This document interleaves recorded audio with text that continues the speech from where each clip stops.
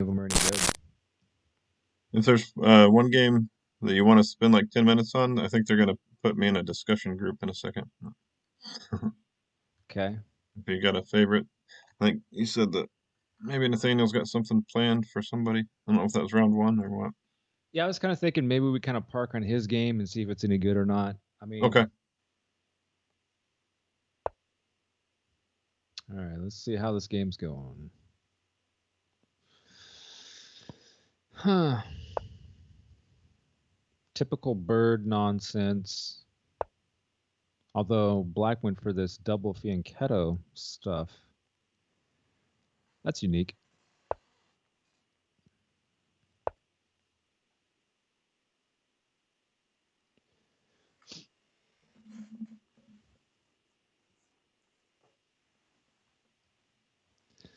Hmm.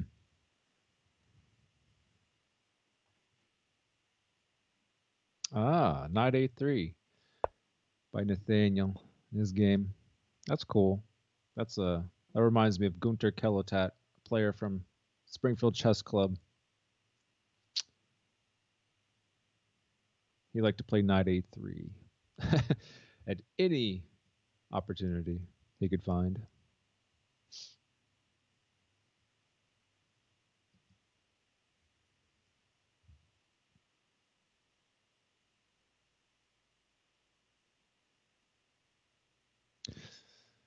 Oh, I would imagine Black has an advantage. Got a lot of space. And White's trying to get in E4. It'd be really hard to do that.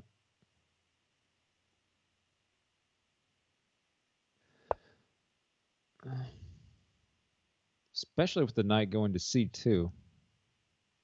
It's funky.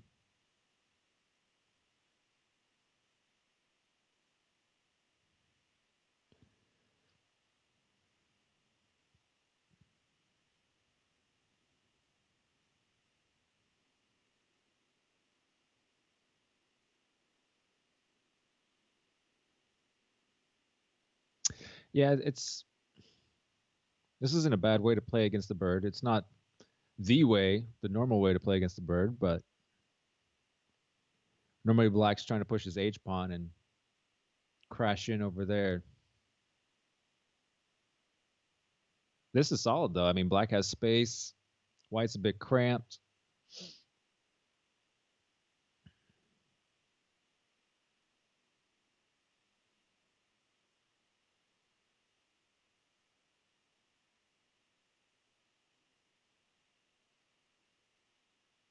Maybe at the right moment, White can play F5.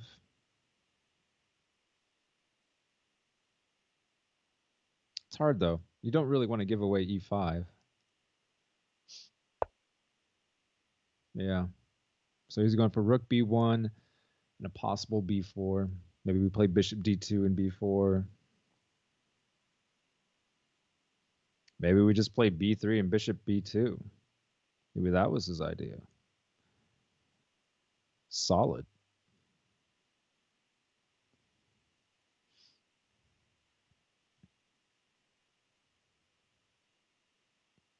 I don't know. It's as White, you really want to play E4 here, but man, that's hard.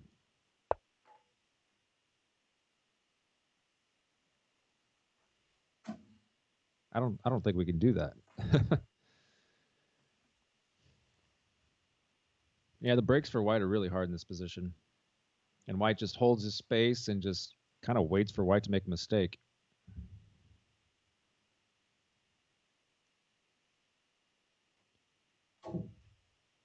Maybe at some point we actually try and play E5. Pretty soon, actually. Possibly Rook E8, Rook A to E8, and then E5. Get some pressure down the E file. I like Black's position for sure.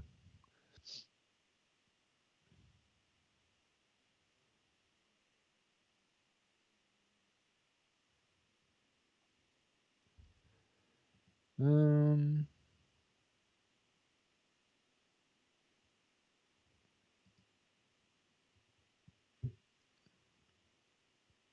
huh. Wow. Looks like most of the games are pretty good for the Minnesota players. All right, so he did go for b4. Have to take with the pawn.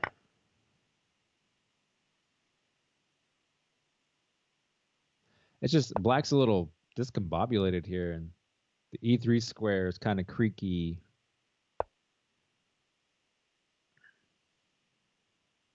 Don't love it.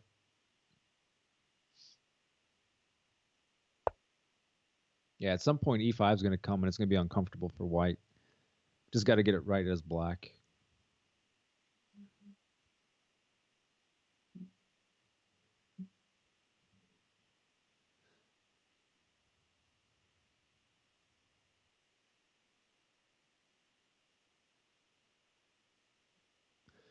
Yeah, maybe we play bishop b2 and then maybe queen d2 or yeah,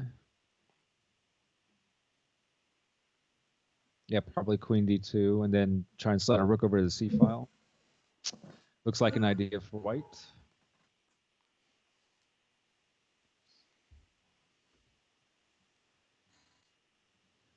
Um,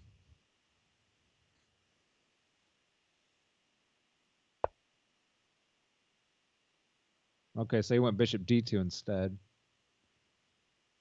He wants to keep an eye on e3. So I guess he's going to try possibly queen c1. I don't like queen b3 because then our knight has no squares.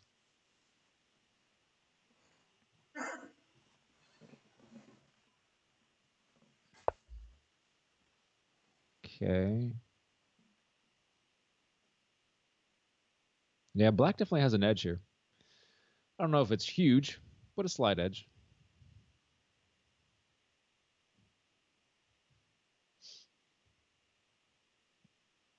We even have a4 ideas for white, softening up that b5 point.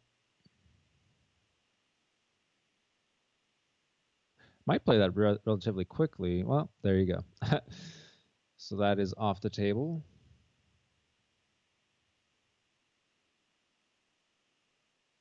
I mean, white has the idea of playing knight b3, knight c5.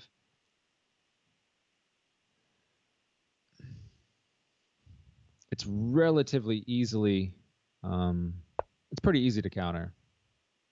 We just slap one of our knights on d7.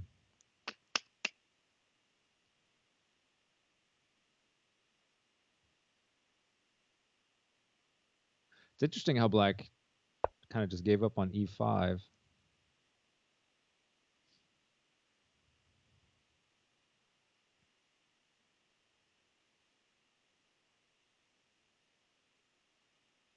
Really, that knight on b6 isn't doing a lot other than stopping the a4 push.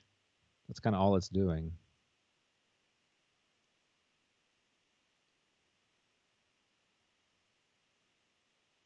This is kind of why I wanted to play the queen over instead of the rook to c1. I want to get my rooks connected as white. I really want that.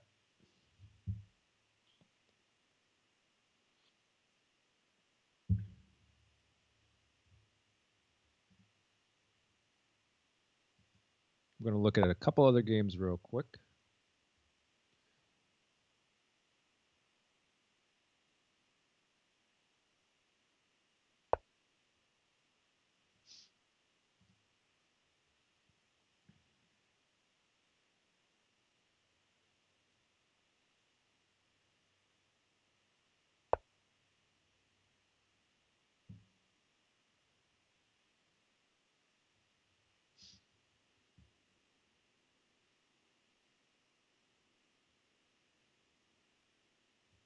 Well, it doesn't look like anybody's completely blundered yet, so that's pretty good.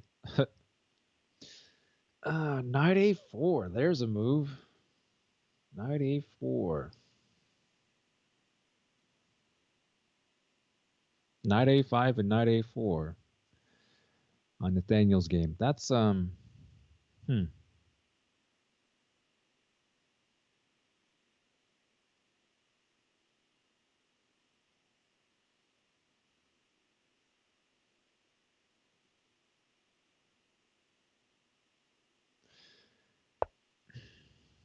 Yeah, it's kind of like we want to swap rooks and try and get the white queen on the c file, owning the c file for white.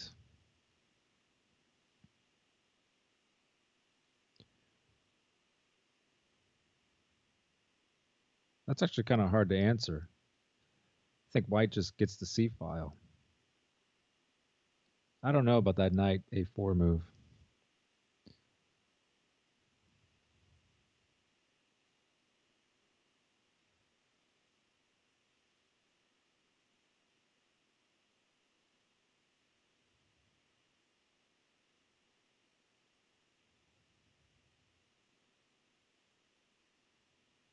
Hmm.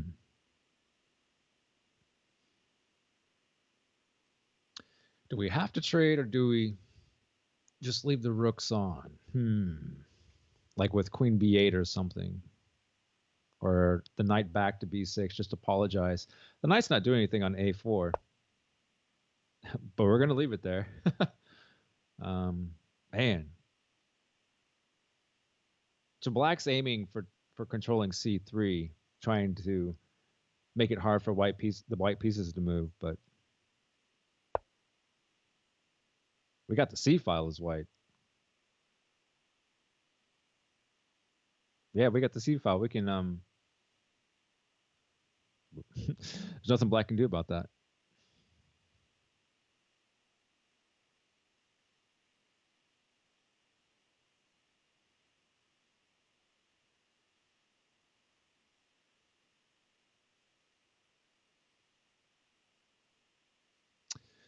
So white threatens to take on c8.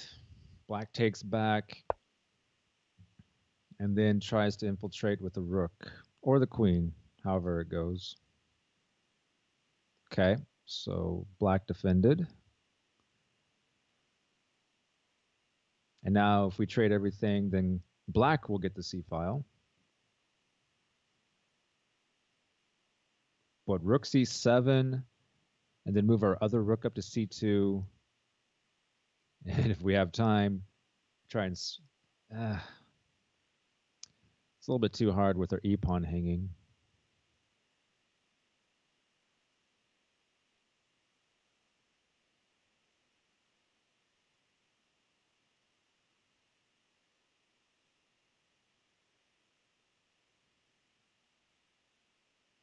Do we really want to play bishop e1?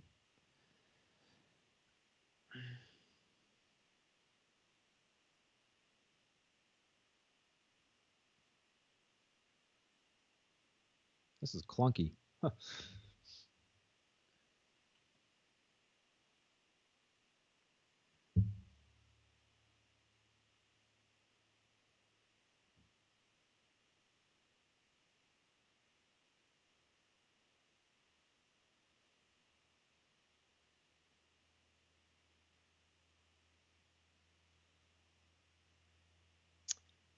I think we almost have to, right?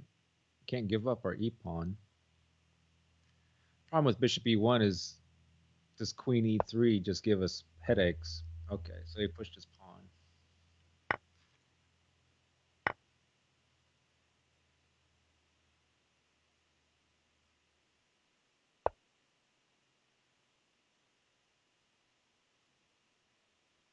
Now I want to try queen b1, queen c1.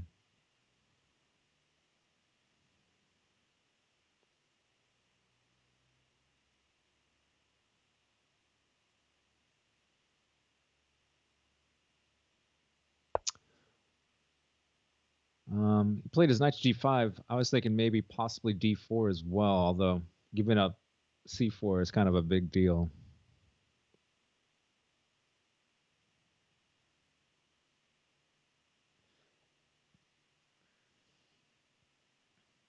So queen d7, and then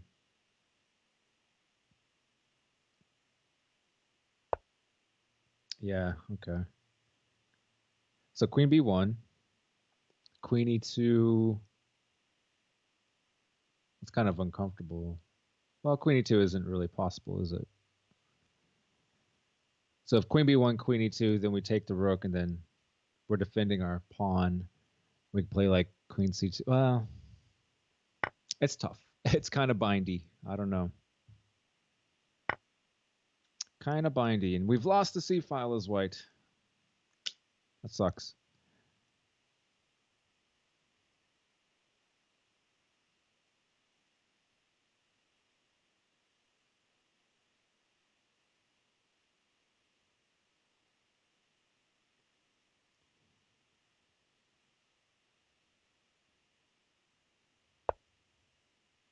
Okay. King G1, we're thinking possibly bishop H3. Okay, black stops that idea from being anything. um,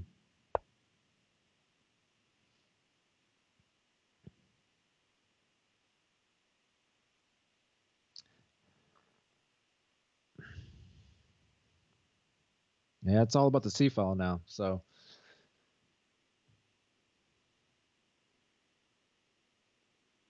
we could try quite the ambitious move of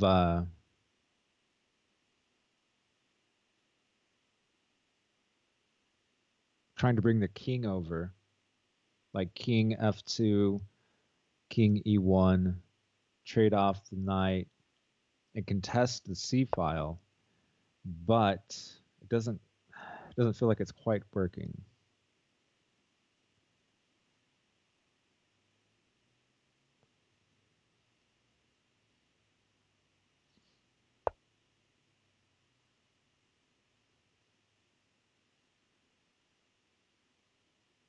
What a bind. Who knew? The knight on A4 was good. Now the second knight on A4 is doing something. This is a lesson for you. Once you have some ground, don't give it up. Hmm.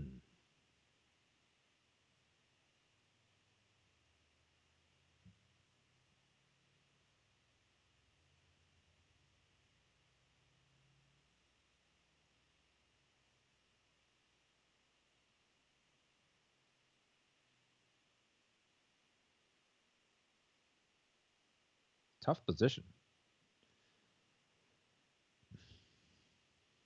I think White's going to start playing pass moves here pretty soon. No option. I mean, there's not a lot to do that's constructive. We have this knight E2 check we have to keep an eye on. Make sure we don't drop stuff like a queen C2 would be catastrophic.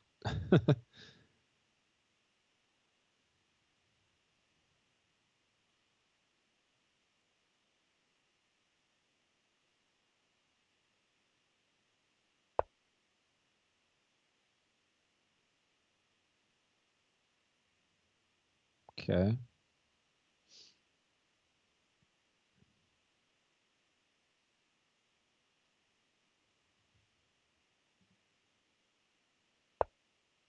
Hmm.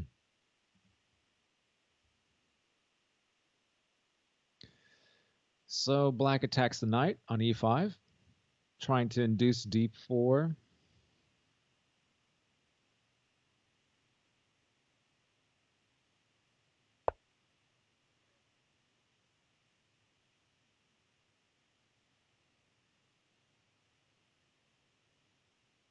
I think we have to consider moves like knight D4 now for white, and I don't think black would take the knight, but if black did, just living with the double pawns, and the position's kind of stuck then. So I don't think black would actually take the knight, but so knight D4. Ah, no knight D4.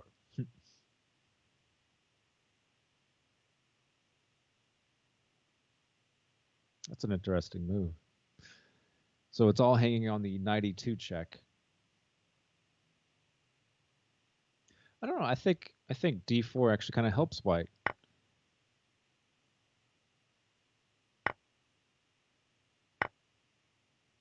And now if bishop takes, pawn takes,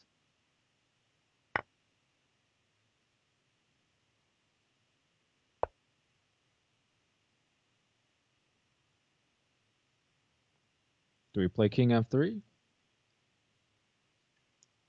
Probably not because G5 looks kind of painful then. So We did play the king up. So g5. Um, that knight on a5 is so useless. We got to play the queen back at some point and get the knight off a5. Got to. And we do it immediately. Black needs to play g5. G5 is a good move. Still a good move. It's just so uncomfortable for white after everything breaks up there. I guess he didn't agree.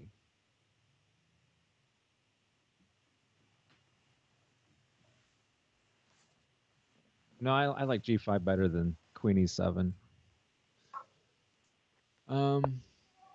Yeah, don't love that move. Because after the queen goes to d6, oh, we're going to play over there. Okay. I mean, we can play king g2. I don't feel like black's getting a lot here. In fact, I think white has somehow managed to survive all this stuff. And despite having the worst pawns, we're holding.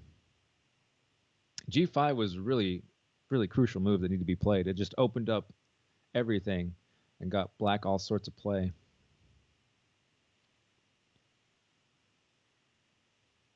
You want to stick on this game? We can look at some other games if you want. I can probably switch it to one if you want to, and then I think I've only got like 5 minutes left in the class. Okay. Let me look around. Okay. Let's see.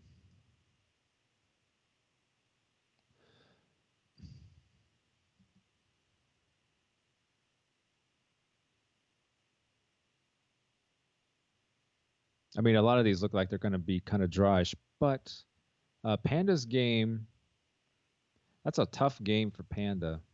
He's probably going to lose it. Oh. But let's look at it, actually. It's kind of interesting. Okay, I'll bring him up. Let's see.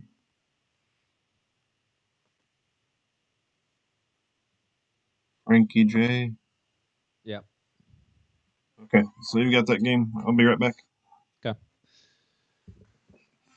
Yeah, so who's better here? Like, is black better? I mean, black has the two pieces for the rook, but white has a pawn.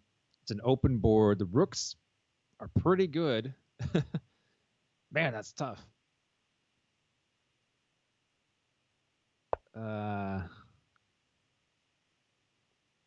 I don't know. I think white might actually be better with those rooks just storming all over the place. Problem is, black's minor pieces don't have perches to sit at. They're loose.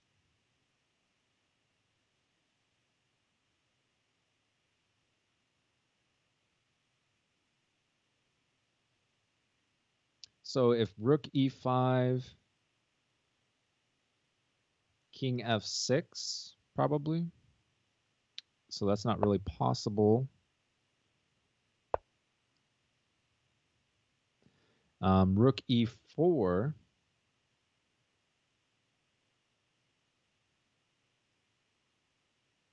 We'll probably bounce the knight to like d3. Oh, and then we play the rook to c4. So rook e4 looks like a decent try. Knight d3 is annoying, but I think we just have to give up f2. So like knight d3, rook c4, and we give up f2, but the bishop is still attacked, probably winning for white. Because then we'll just be up the exchange if he gives up the bishop. And if he does it, then that's a pass pawn that's going home. So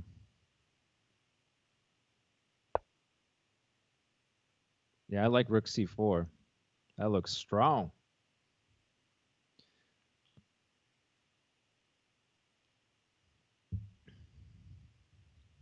Well, I mean, okay, so we don't go after f2. So rook c4, rook takes, b takes, and then probably bishop takes on c5.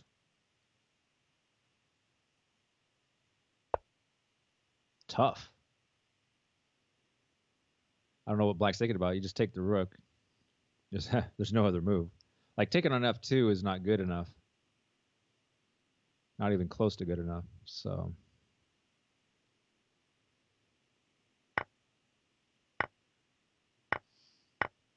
take the pawn. f2's attacked. We can play. Move it up to f3 or f4. Probably f4. We need squares for our king. Oh, it's kind of drawish, but I mean, if we can't make that knight on d3 feel uncomfortable, then I think black is completely fine. So after f4, a5, king f3. Okay, so he's trying to make the minor pieces look stupid.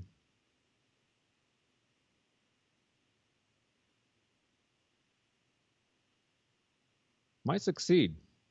Let's see here. That knight is uncomfortable. No question. Taking on f2 with the knight is not great because after rook d5, both the pieces are attacked. The bishop has to run away. We chase the bishop. We probably win the a pawn. We have a passed pawn for white, so. But where else do we go with the knight?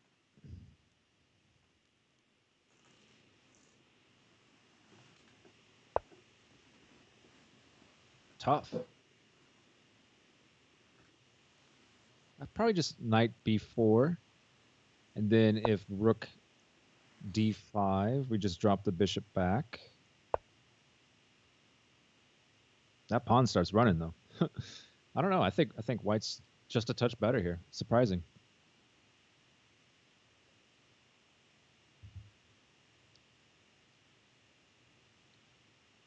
This is why it's so hard to like. You think you have, an advantage. You have two pieces for a rook, and yet you might be worse. you know, it's all about anchors for those minor pieces. If they don't have secure squares, then the rook's often better. Yeah, knight b4.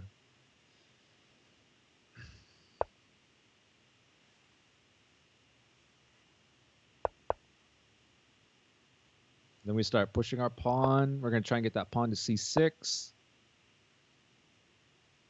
And we'll just keep on pushing if we can, but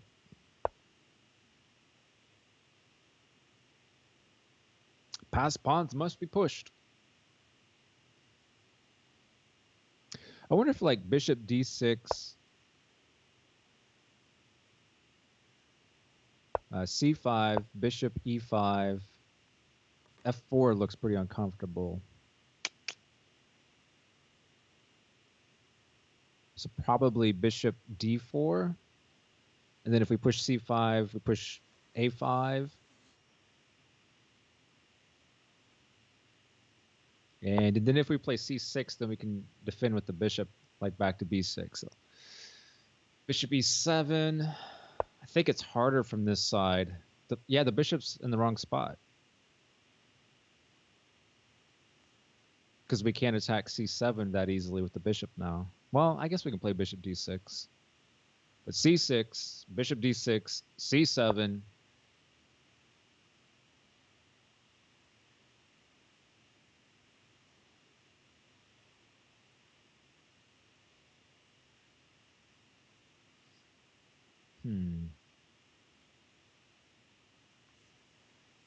Tactic doesn't work now.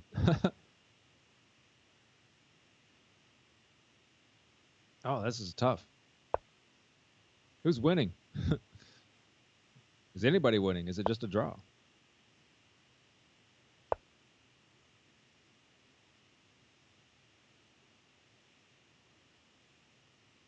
I think I liked rook c7 better than c6 there.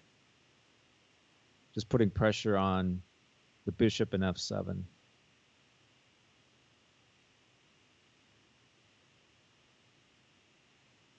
This is anybody's game. Well, Panda has 11 seconds, so it's probably Frankie J's game. But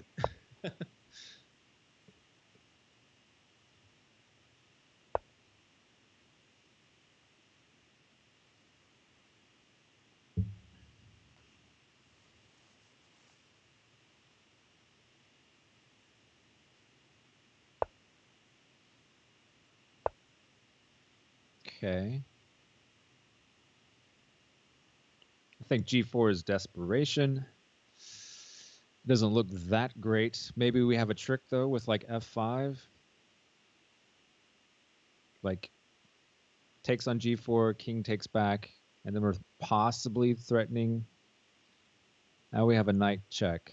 I don't know. That doesn't look great. I bet this ends up being a draw if Panda can, hold his cool.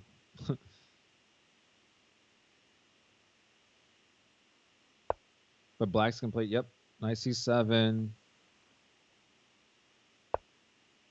And we're playing for tricks. Why didn't he play F5? He should have played F5. Oh no. I think Black's winning now.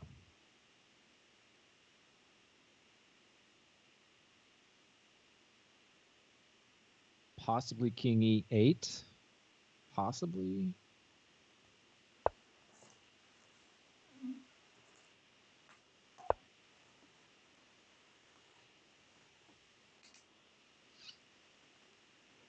Man, what a tough game.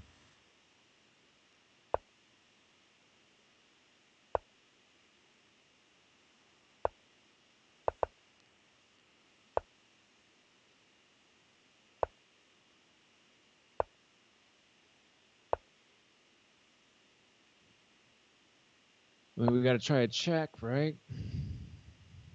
As white.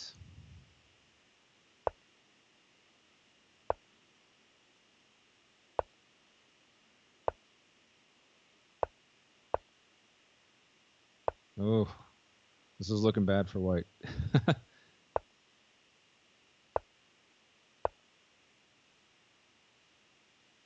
This is looking bad for white.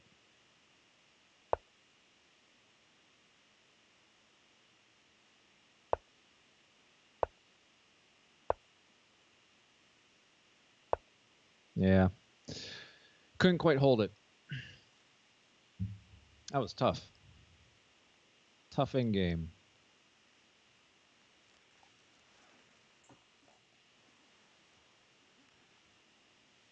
Okay, so Panda lost that one. Nathaniel ran out of time, lost his.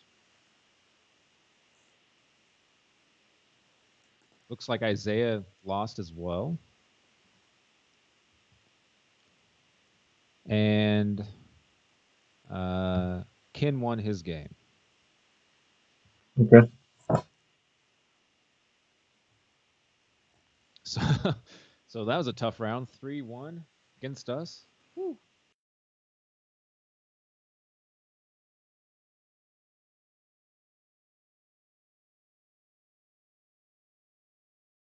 Start recording.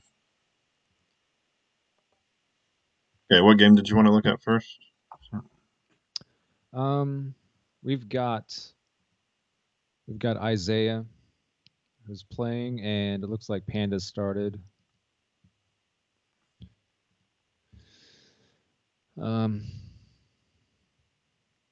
Isaiah went for this kind of typical Catalan stuff, and Black just played solid.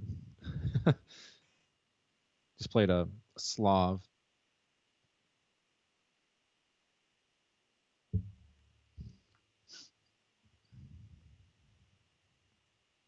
Looks like a pretty quiet game, actually.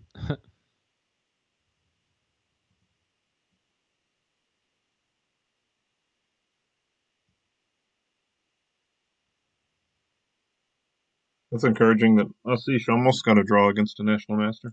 So. He beat board one last week. Did he? Yeah. Yeah.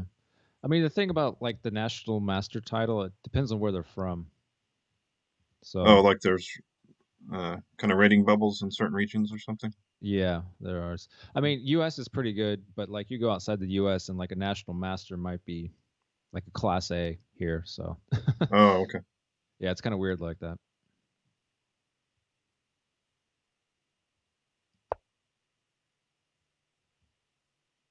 Huh. Looks like we might have had a win-a-war in Nathaniel's game.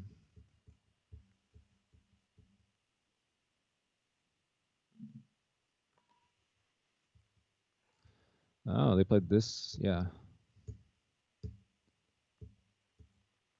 Huh.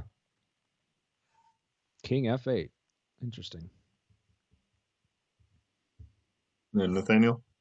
Yeah. It kind of it's gone into a bit more of a quiet position. We've traded queens and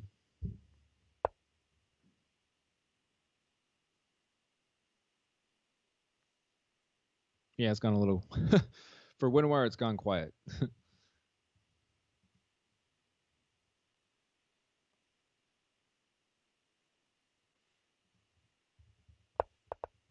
Oh. We had a Nightorf rather on Ken's game. He's playing the white side.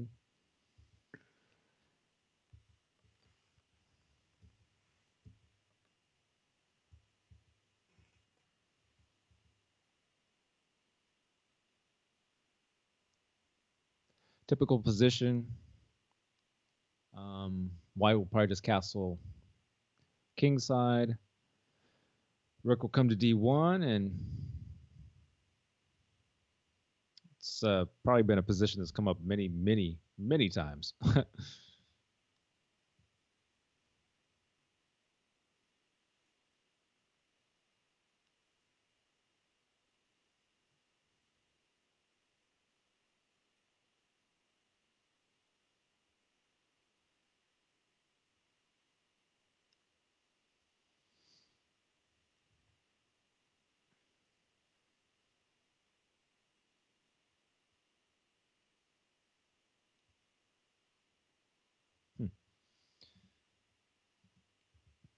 All right, so bishop e7. Yeah. Oh, he went kingside. b5 in his face, and he went kingside. Wow, sharp.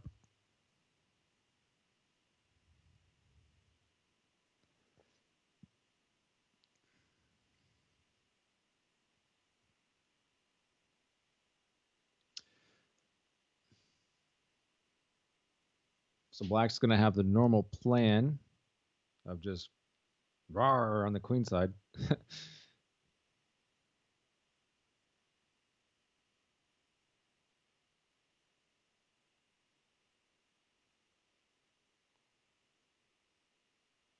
White seems like he's slow. Like, if we can't just play g4 and sack the pawn, then I think white's just really slow.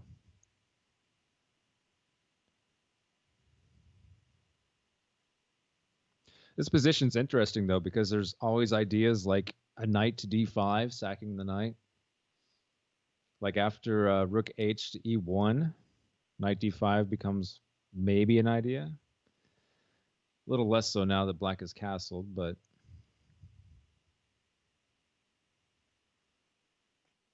actually, it seems like a typical idea here is for white to play h4, rook to h3, and then possibly rook to g3.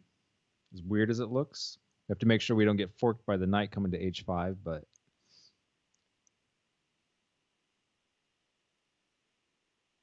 I don't know. I kind of like the idea of g4 if it wasn't hanging f2. So like knight takes g4 and f2 is just kind of weak.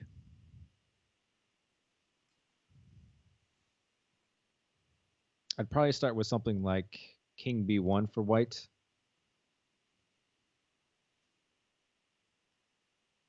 And then proceed to go after something. Huh.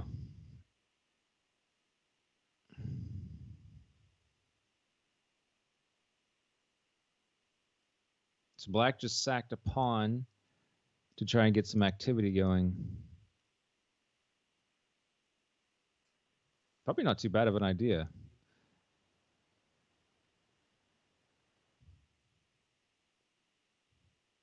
I don't know if it's full compensation, but f2 is attacked. And the rook to d8 is threatened.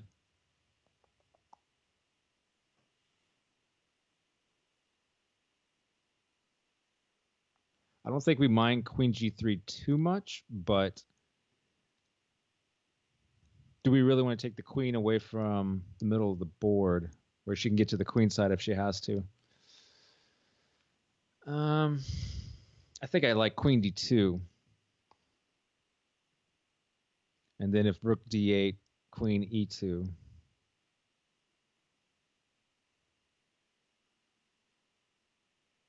Still want my king on b1 though. I think I would have played king b1 before taking that pawn. Oh, okay.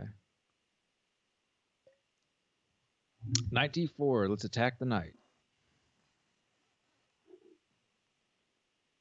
And basically forces bishop b7.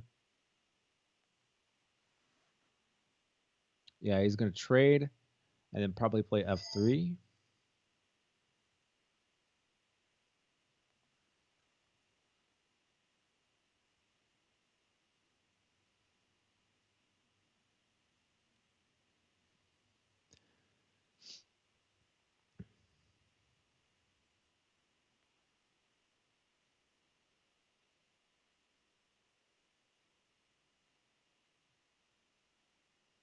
Yeah. I don't know.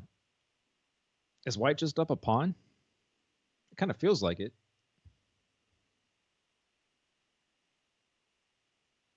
Rook d8.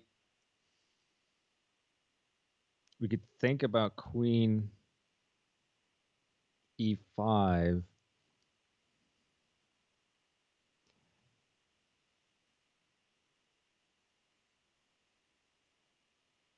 I kind of like queen e5.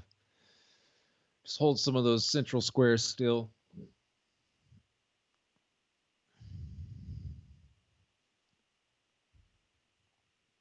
I don't know. I think white's just up a pawn, actually. That knight d4 move was a good move by white.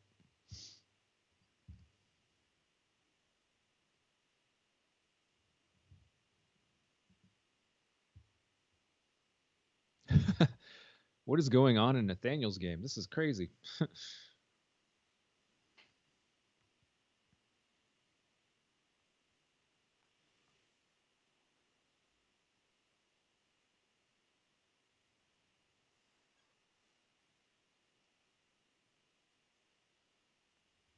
What's going on?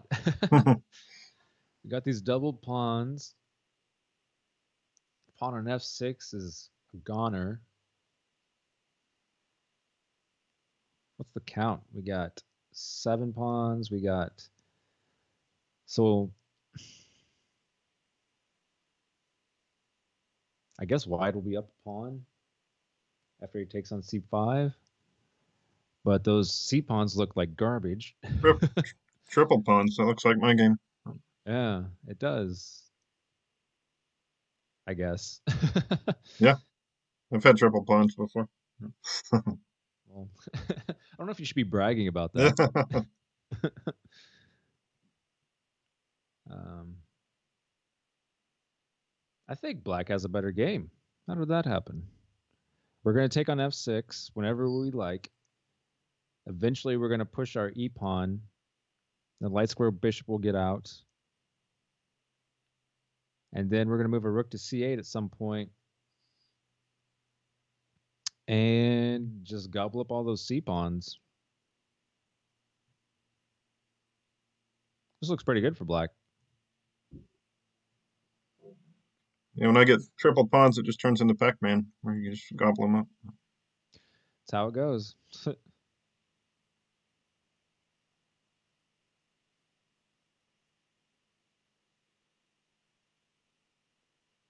We'd like to play d4, um, but I don't know if we want to give away e4 for the knight. I don't think we do, so white will at least be able to take it back to doubled pawns. Oh. All right, per Nathaniel's request, I'm going to read a Minnesota joke. Let's see if I can find one that's not horrible.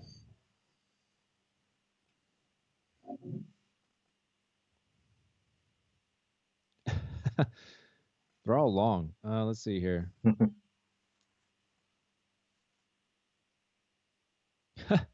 This one's pretty awful. In Minnesota, it gets so cold. How cold does it get? It gets so cold that you can eat soft serve directly from the udder. Classic. That's for you, Nathaniel. Is that one Nathaniel provided, or he wanted you to No, find that's one? that's just off the internet, but Oh, okay. he wanted me to do some Minnesota jokes, so that one was pretty terrible.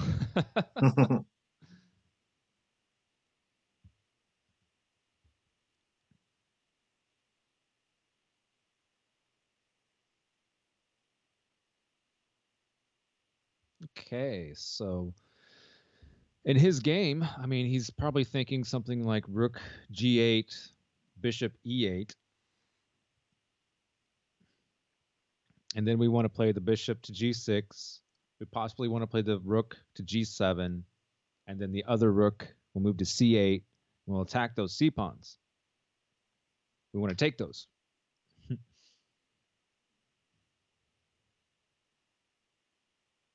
Just getting it all to work, though. Mm, Nathaniel's getting a time advantage.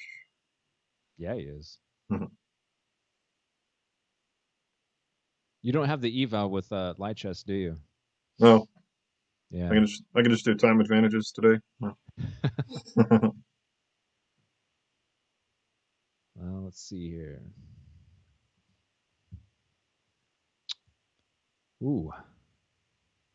It looks like black has made good on sacking his pawn and has an attack on the white king in Ken's game. That looks kind of serious. White's way behind on attacking black's king, so oh, it's uncomfortable.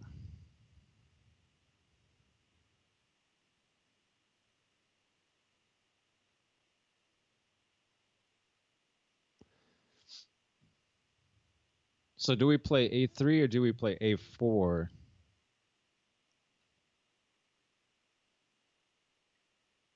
Probably have to play a4, right? Otherwise, black plays a4, and a3 is just weak. We'll have to move the bishop. That feels pretty gross. But the problem with a4 is like at some point maybe we can sack and just take it. If we can get our rooks coordinated on like c2 for black. Um, actually, that's pretty okay. So that's that's out. Like if black were able to double rooks like on c2, that would have been problematic, I think.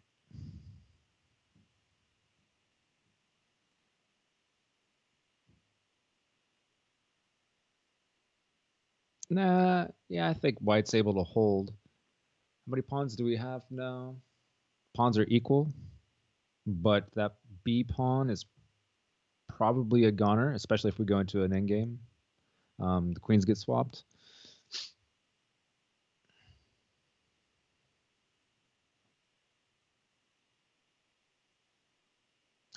Take my pawn, please. What is black's idea here?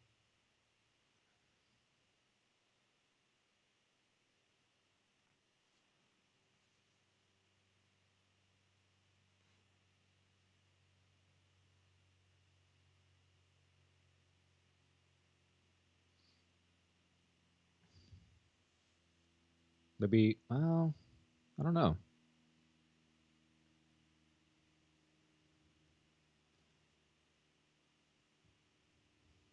We got to take the pawn. We can't let him get linked pawns. So bishop takes a4, bishop takes, queen takes. Uh, maybe we play Luft as black. So we play like h6. And then our idea is probably to bring the queen down. Actually, it's probably to bring the rook down. Attack g2. Oh. Oh. I guess that works. Ouch. What?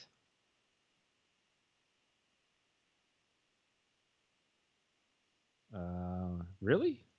This was the best that white could do? Ah. Oh, that's so bad.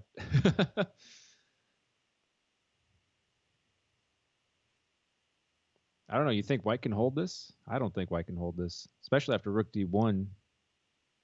Like g6, then the queen's starting to come to e2. Uh, Probably have to play like bishop e4. Man, this is hard to hold. I don't think white can hold that. See, fine. I don't see any fortress ideas, so I don't think he can hold it. All right. What else we got? Looks like Isaiah has a pretty dry position. Um, Man, Panda's having to deal with a nightmare on e5.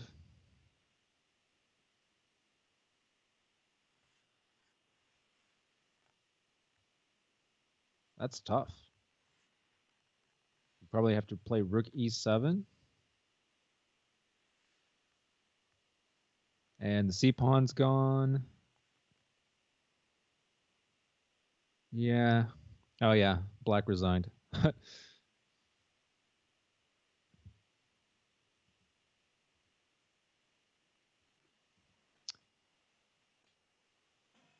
We are not getting the better of it in a lot of these games.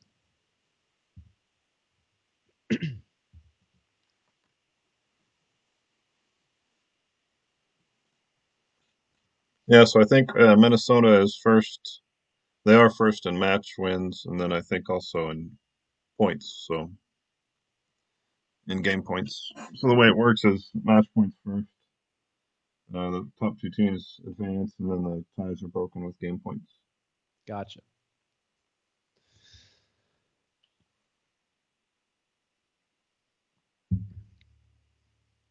Yeah, they're playing pretty good. Finding ideas. Oh, and they have the new wild card. So the South kind of collapsed to four teams, while all the others have eight. So they created the wild card since they have twice the chance of getting into the playoffs, but now they'll have an additional round playing two wild cards. And then if they can advance through that, whoever wins that will move on to the regular playoffs. So there's a third way in. You can be one of the top two in the division or win a playoff spot Gotcha. Huh. Well, cool. or win a wild card spot. I mean, And the playoffs are just play a team and get knocked out? yeah, yeah. Is it the same kind of format or is it different? So it'll be the same, but we'll start out. So there should be two teams. Like if we win one of the two spots in the Central, then in the first round of the playoffs, we'll play the other Central team. The winner of that moves on to play uh, one of the other divisions, and then it moves on from there. Okay.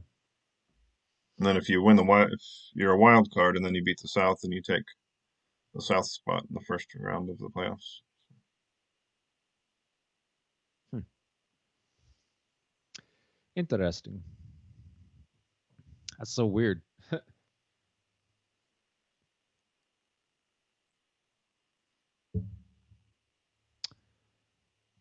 Okay. Let's see. Yeah. Looks like Ken's going to lose. And white is definitely better in Nathaniel's game.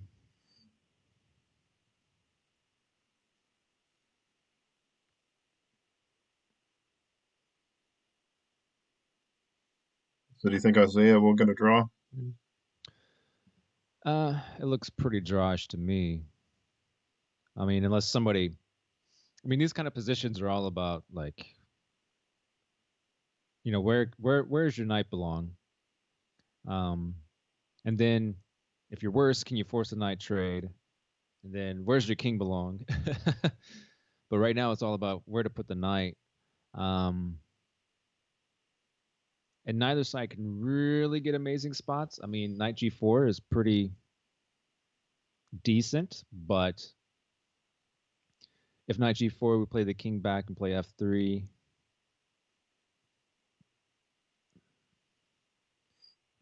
Um,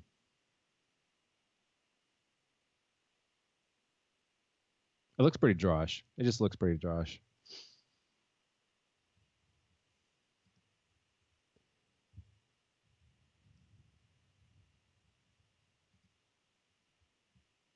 Man, I'm amazed that Ken's still playing. He's looking for a trick. He's looking for something.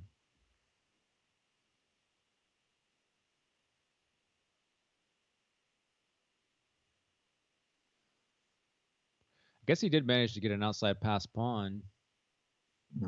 Ken's game? Yeah. Yeah, okay. But we can stop it pretty easily, like queen g1, queen f2, and then we just keep pushing our h pawn as black, and I should be winning.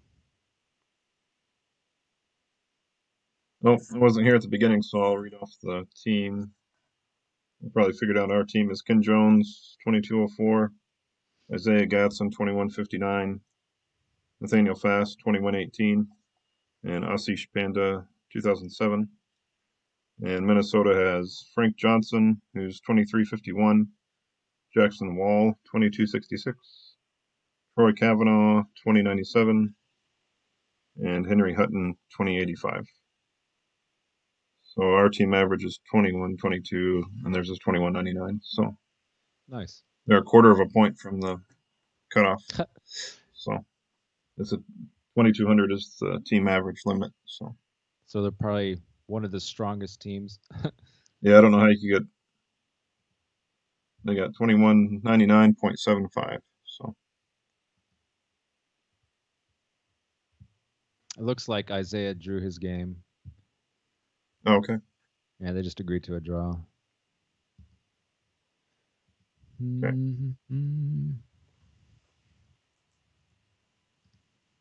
Ugh. Week one, This we is. lost the first two rounds and then came back in the second two. What do you think? I mean, it's anything is possible.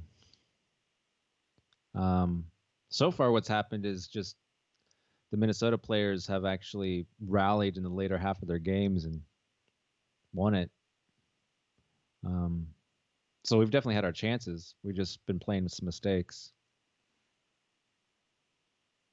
Nathaniel's game looks like White will probably win, but rook endings are a little tricky. Although this one is not that tricky. Those double pawns are just a weakness.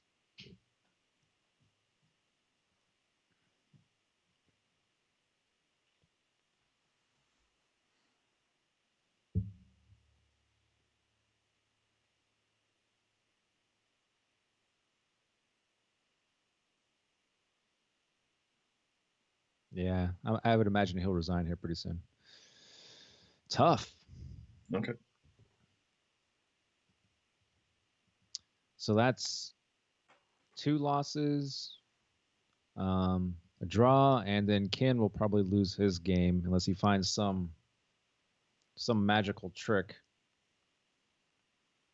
It's not easy. Like Black has to play this pretty well.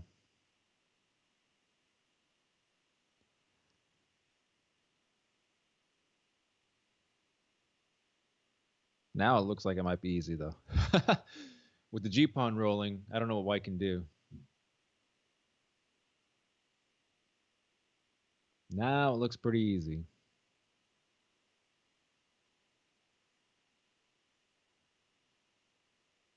I guess we could try and reroute the bishop to try and hit f7. So like bishop d5, and then try to put the rook on f3 at some point. But I mean, It doesn't. I don't think we have time to do it. I don't think we have time to do it.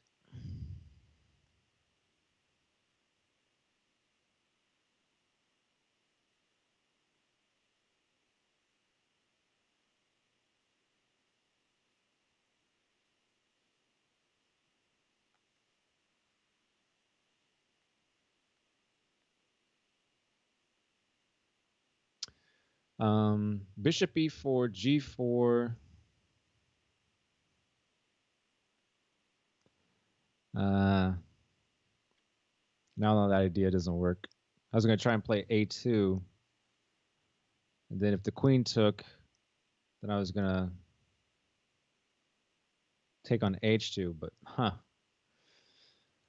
oh, yeah, okay. Black should be winning here. We're gonna get. I mean, it's so ridiculously close, but we're gonna have the black queen versus the white rook, and the G pawn is passed. All we have to do is bring the black king up, and black should win. But what do I know? Be really interesting if this ended up being a draw. Like king, rook, and pawn can be a draw.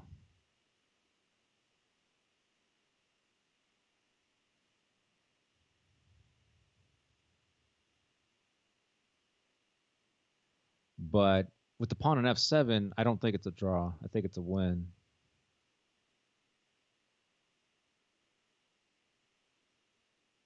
Yeah, it's a win for black.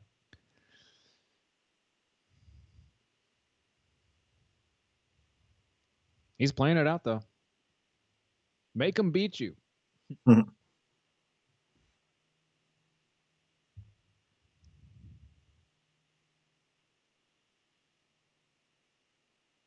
Okay. It's just too easy though. You just push the F pawn and you just win.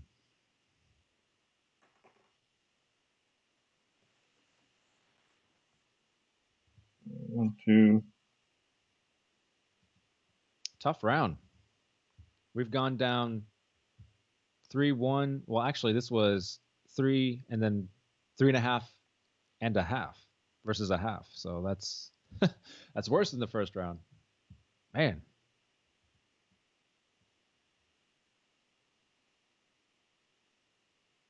3.5 to a half, right? Yeah. Yeah. We got to rally quite a bit. I think the So, only way for us to even have a chance is we have to get a landslide victory in one of these rounds, preferably the next one. yeah, so the bad guys have 6.5, and we have 1.5 after 2 rounds. Whew. So if we were able to get 4-0, that'd give us 5.5. So Yeah. we'd be back in it pretty decent then. I mean, if we're able to get 3, we have chances in the last round, but the way these guys are playing, I don't know. It'd be a miracle for us to get 4-0, but Yeah.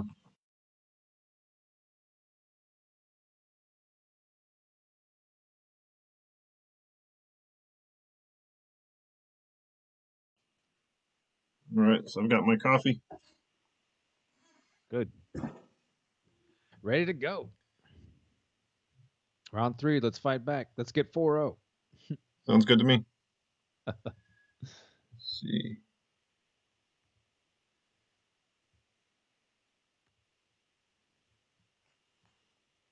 Also, we had the Springfield, Missouri Chess Club online video was Brian Rude versus Ethan Steck, and Brian won. So, do you think you'll play Brian next? Maybe we'll just keep it rolling. Yeah, we could do that. I was thinking it might be kind of fun if we played each other, but we'll see how it goes. Play it What I as mean like a what I mean by three-person that is round I play robin. Brian and then I'll play Ethan and we'll see how it goes. Oh, okay, yeah. Or we could do a King of the Hill thing. We could do it however we wanted to do it. Whatever sounded like fun.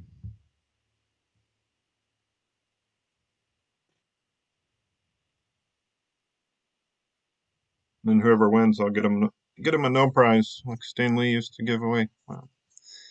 A no prize? Yeah. Do you ever read comic books? Stanley would give no prize to people when they wrote into the soapbox.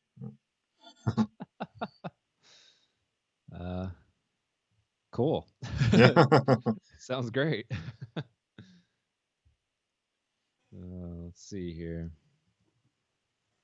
Which game looks interesting?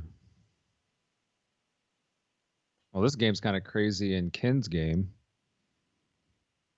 looks pretty wild. And he's playing Jackson Mole right now. Okay.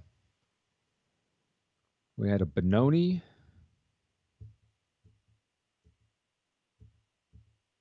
Oh, and we had the F4 Benoni. Okay. Aggressive. Grr. Mhm. Oh, and then he played a Binko Gambit. Kind of.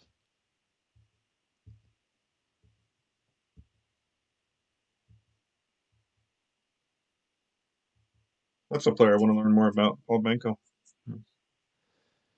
Great in-game player. Man. Super solid.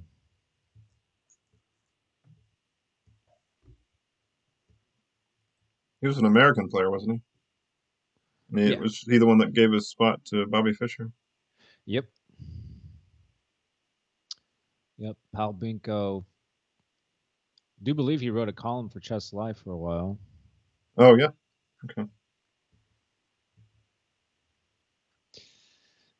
So what's going on in this? This is a wild Benoni.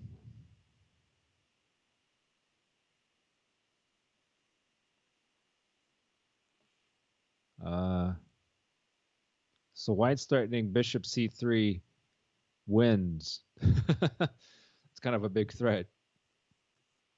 I guess Black has to play something like E5. I suppose if Bishop C3, then we could play E5 then, but okay. So this is kind of the typical idea in the Benoni is to get a bind on the queen side, try and get pieces on the light squares, B5, have a pawn in A4, and just gum up the works there, taking space, having our extra pawn just out there ready to queen if Black's pieces become lackadaisical. So Bishop C3, E5.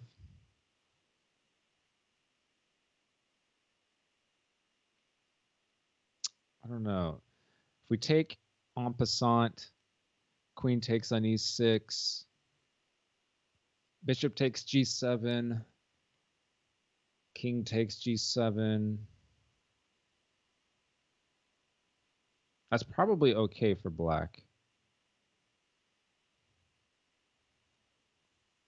And if bishop C3, E5, pawn takes on E5. Yeah, that's why I played queen B3, so F3 is no longer hanging. So that's an option. And then we probably have to take back the pawn. And then White would have a pass pawn, would have two pass pawns. That's a little much. That's a little much.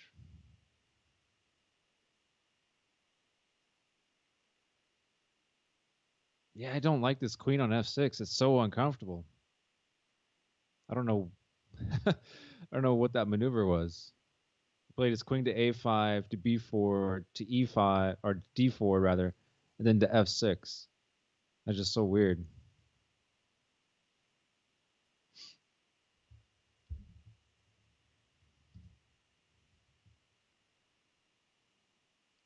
Oh, this position's crazy in Panda's game.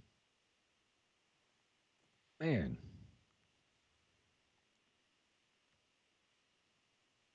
probably had another Najdorf, Sicilian Najdorf. Let's see. Yep.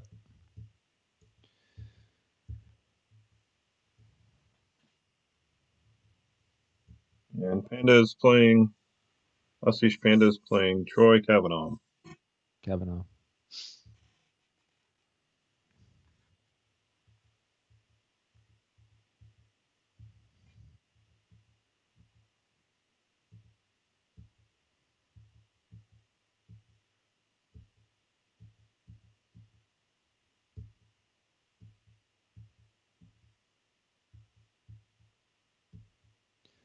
Huh.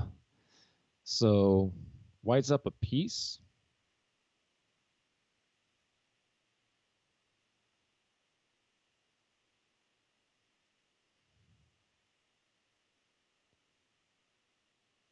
Uh,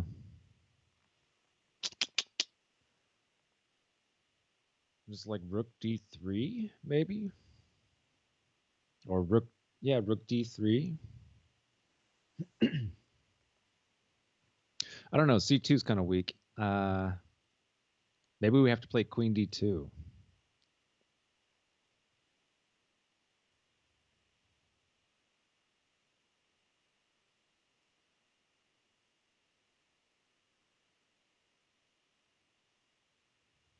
So queen d2 for white. Then what does black have? I guess he can take the pawn.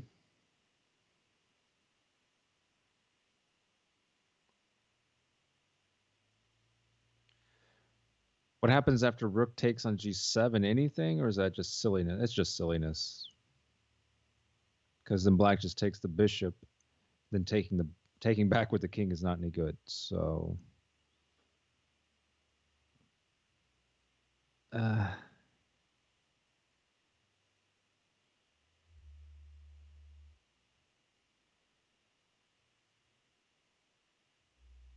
yeah, probably queen d2. Problem is that a b4 push kicks the knight, and then c2 is hanging. So we need to defend both the knight and c2. But queen d2, bishop b4, we're getting our piece back, right? I guess there are desperados, but are they any good? Queen d2, bishop b4, knight takes at b5, and then we probably play.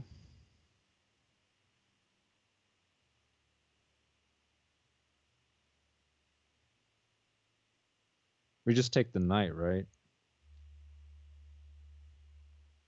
Yeah, so a takes at b5. Queen takes at b4. Queen takes at c2 check. King a1. Sharp chess. Probably still better for white, though.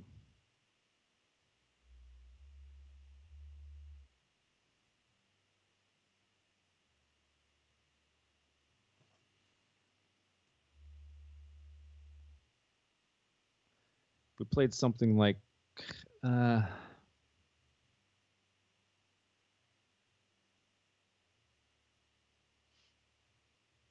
play something like rook d3. Then b4 doesn't look great. We just take on a3. I mean, pawn takes on c3. Oh, it's double edged. It's hard to say. Oh, he took the bishop. He believes he can take the bishop. Can he take the bishop?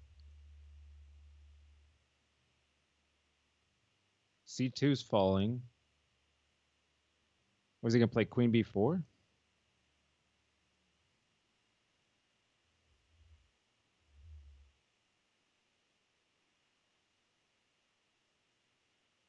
Queen b4, queen takes at c2, king a1. Um, that's pretty compelling, isn't it?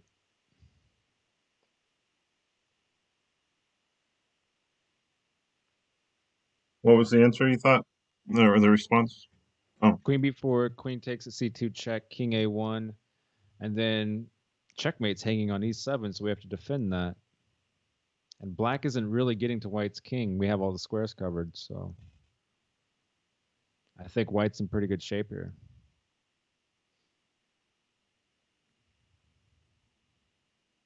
Yes, let's get a point.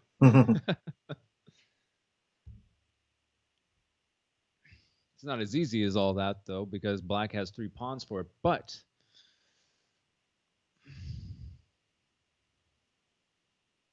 after the queen trade, um,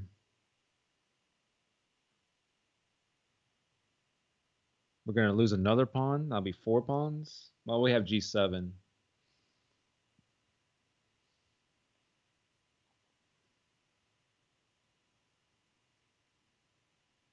think black should actually defend g7, like play g6, or maybe even rook g8.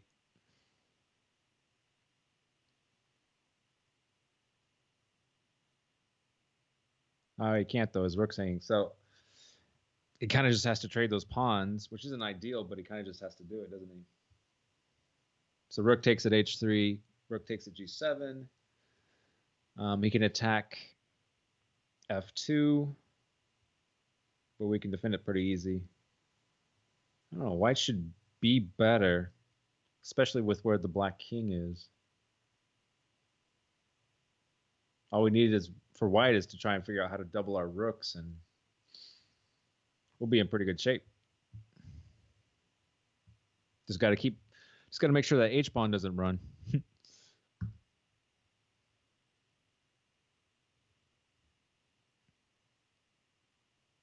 Huh. What is happening here? I'm looking at Ken's game. It's like all sorts of stuff has happened.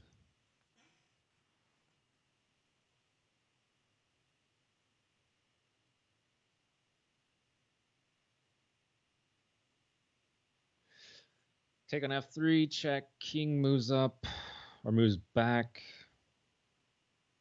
We can just take those pawns, right? Just we take on f3, we take on e4, then we take the rook.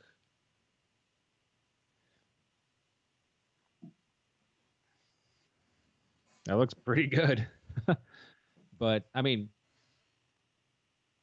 maybe black has a slight edge. I don't think there's checkmate here. Maybe though. With bishop and queen going. Let's see here. Queen takes at f3, king. Oh, well, he goes to c4. He goes the other way. Okay. Yeah, so queen takes at f3, king c4. Then probably queen takes at e4, check. King steps up again to b5, and then queen takes the rook.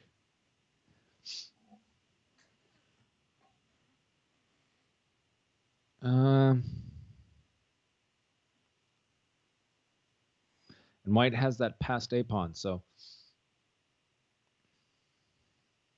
yeah, white's probably doing better. Problem is the bishop on a8 is hanging. That's a problem. That is a big problem. It's a bit. Queen takes on e4 check. King b5. Do we take the rook or the bishop?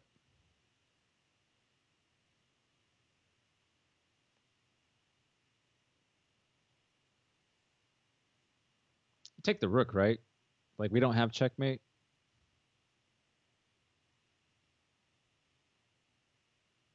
Yeah, we take the rook. And then bishop c6.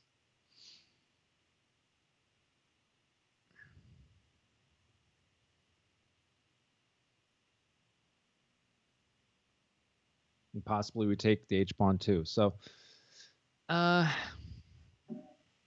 we end up in a position where white has that passed a pawn that's just running. I don't know. Tough.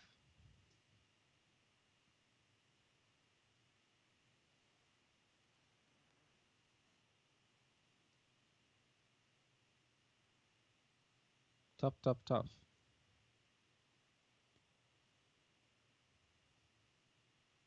Got to take the rook. If we take the bishop, it's true we're getting more control around the king, the white king, but then he moves his rook over to the c file, right? Yeah, rook over to the c file, and then the rook comes down and gives us some trouble. I don't know. I don't think it's quite worth it. And I don't think it's quite worth it. So we take the rook, and if we have time, we take the h pawn. If we have time. All right.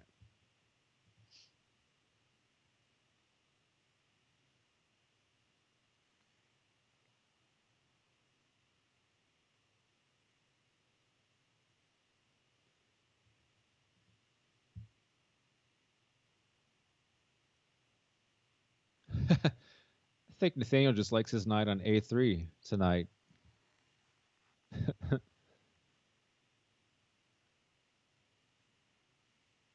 Did he start the next game? Nathaniel? Yeah, is that what you meant? He's playing now or no? Yeah, he's playing. Okay. Yeah, he's playing blah blah dingers. Big hen hit dingers. What is this? What kind of name is that? Nathaniel has a significant time advantage. Yeah, he does. And his knight is on A3. So he's doing pretty good. Okay.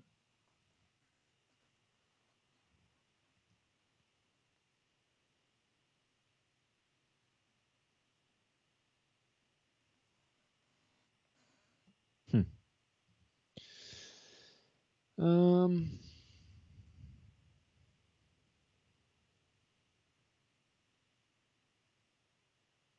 Uh-oh. Looks like black dropped a rook in Panda's game. That's a pretty easy grab. And he's up on time. So he has an extra rook and a bishop. He's taking all of black's pawns, and black resigned. Mhm.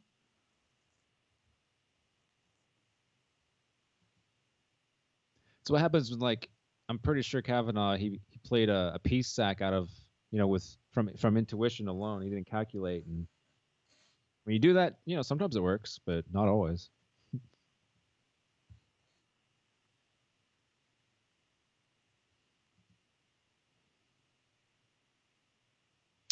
So three more and we Isaiah's go 4-0. Right? 3 more, yeah. Yeah. Isaiah's We game. have. Uh, Oh, still got his last game up. Let's see.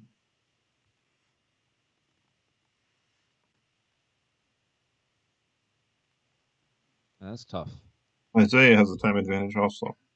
Yeah, Isaiah has a time advantage. He's got doubled pawns here, but so does White.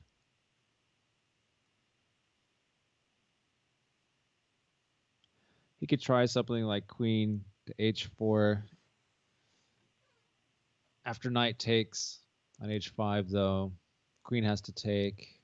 Well, actually, he could undouble his pawns, which would be nice. So maybe Queen H4 is reasonable. Queen H4 if Knight takes H5, Queen takes Queen, Rook takes, and then G takes at H5. That'd be, yeah, that's just pleasant. So White immediately played Queen G2 to answer that.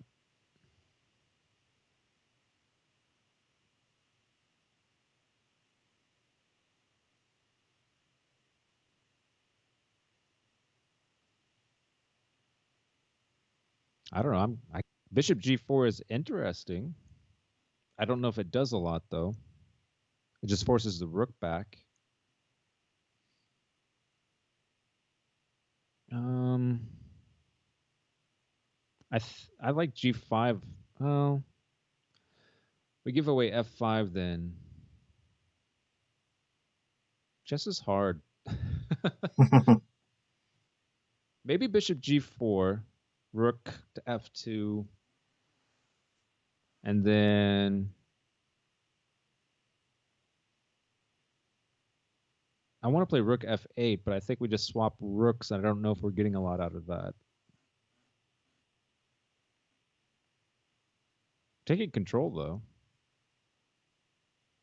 it'd be a bit of a bind on White. Yeah, it's not terrible. Bishop G4 is interesting.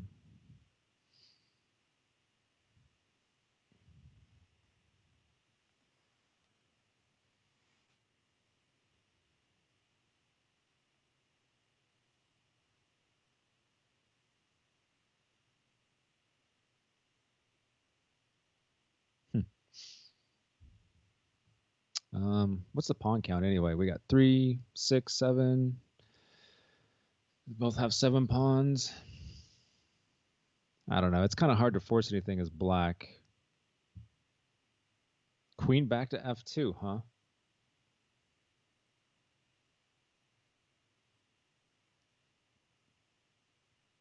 Bishop G4? Wait, he just hung his H pawn. Oh, we're repeating. Okay. That's what happened. I missed those moves.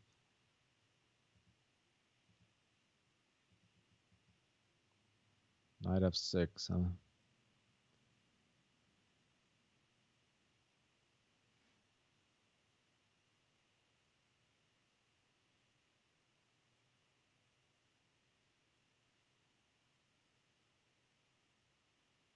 not sure what his idea is with knight f6. I guess it's just kind of uncomfortable. Keeps white from moving. Oh. Knight back.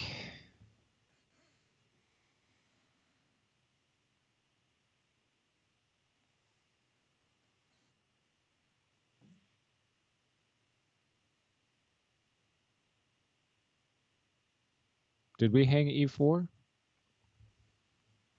Knight takes e4. Is that no good?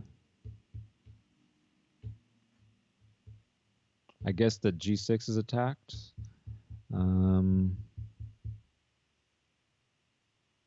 Oh, king f7. I don't like that. But, you know, we're going to swing the rook over and get some more pressure on the h-pawn. I do like that. But after queen up to g3, I don't think it amounts to much.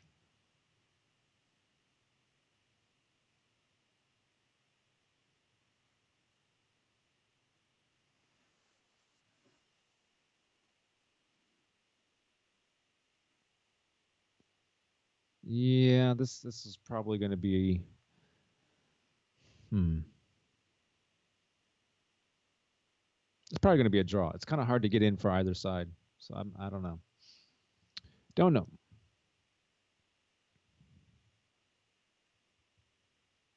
Okay.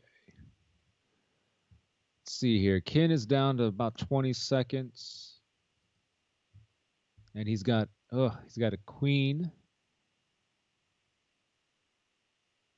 But he's getting ready to promote to a new queen, so he's going to have two queens. That feels kind of winning. My goodness.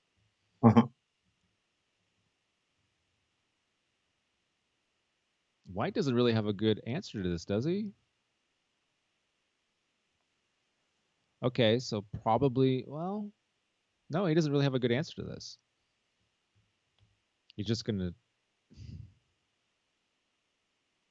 I think Kin's going to win this one.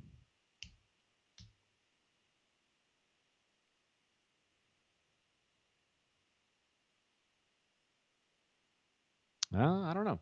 So we got that pass pawn. King b2.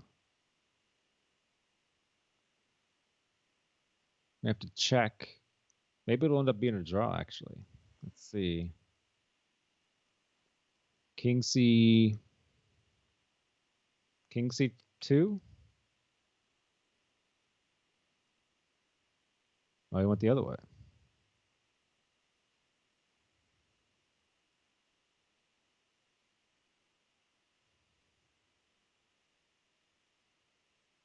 Tough. Check. I don't know. I think Kin's actually losing.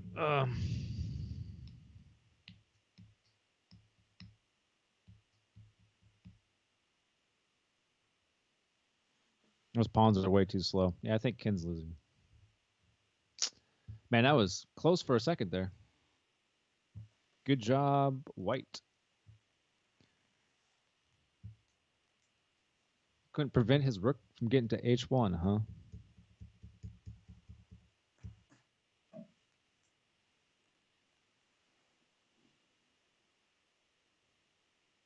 Oh, he might have missed something, yeah. So at move 44, he played king f7. If he plays queen to c5 check, queen takes, pawn takes, then the h-pawn just promotes, and it'll end up being rook versus queen. Maybe we have some weird perpetual with the rook. That would have been a better try for sure.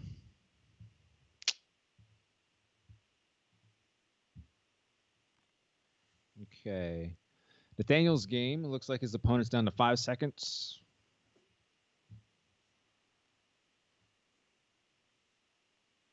And Nathaniel's just winning anyway, so. Yep, we just take the pawns. So here's the trick to this. You play king. Well, it's easy now. Yeah, we're just winning. All right. There's like some weird Zugzwang stuff you can do there, but black didn't go for it.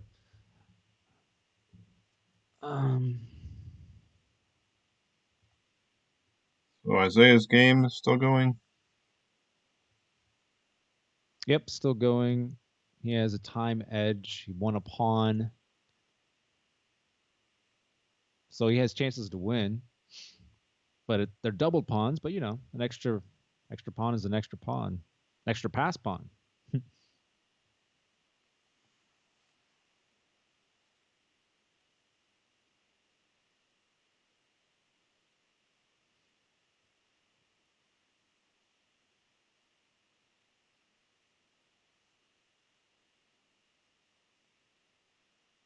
Yeah, we need to get this one, don't we? So we need Isaiah to win. Come on, Isaiah.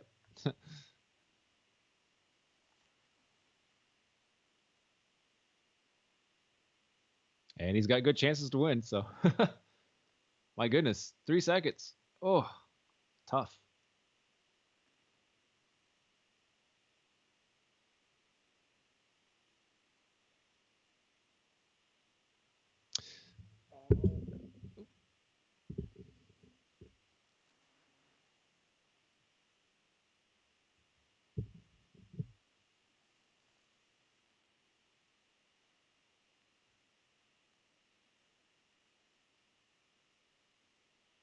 Queen F3, trade queens.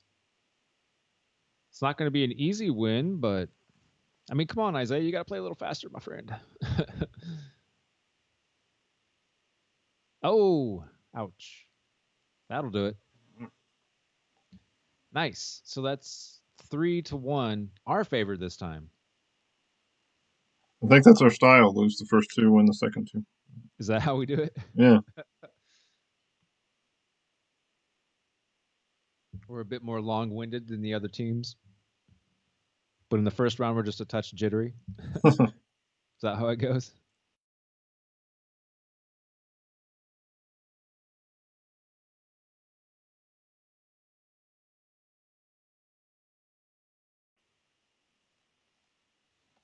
So Yeah, 7.5 to 4.5 bad guys. Does that sound right to you? Yes. Yeah. So Ken's game, I think he had a draw if he had played a little differently there.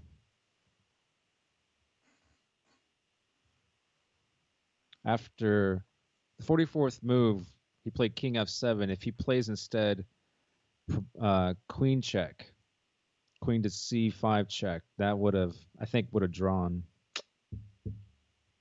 Might have been other draws, but I see that one at least. Oh. All right.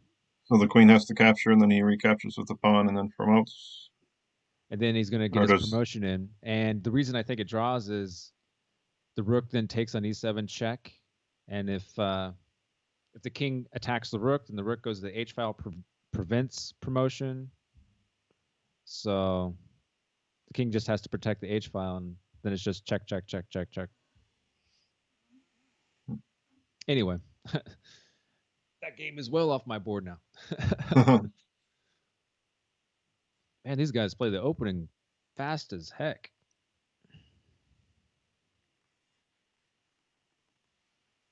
Nobody likes that 10-minute break, do they? I'm looking at this game that Ken's playing against Frankie J, and they know all the moves. We were up to move 12. They're just blitzing them out. I think they're playing something from, well, possibly. It might not be an exact line from the World Championship, Carlsen versus Caruana. Oh, yeah. Yeah, they played that position quite a bit. I remember following that at work on Follow Chess on my phone. I was trying to see what was going on. I had to keep cutting over to Stockfish. Is that the computer program to see who was winning and stuff? Yeah, Stockfish is. I like Stockfish. It's free. Yeah, Love free. I think that's the one Follow Chess cuts to if you want to analyze it.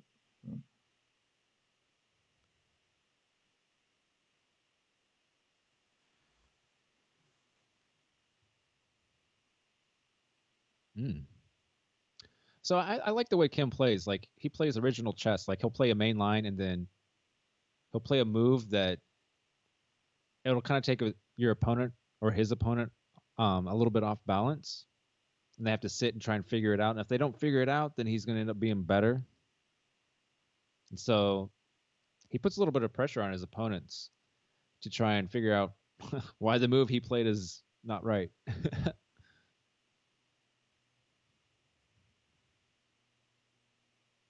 Not a horrible strategy for rapid play or blitz play.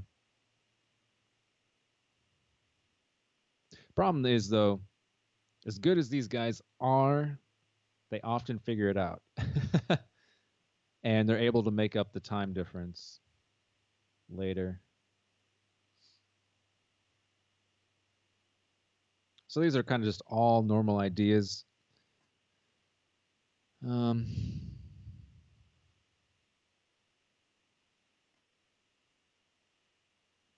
I guess we just play our knights on c2 to e3.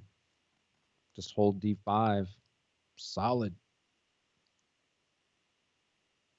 And black doesn't want to take the h pawn because queen h5 would be really uncomfortable.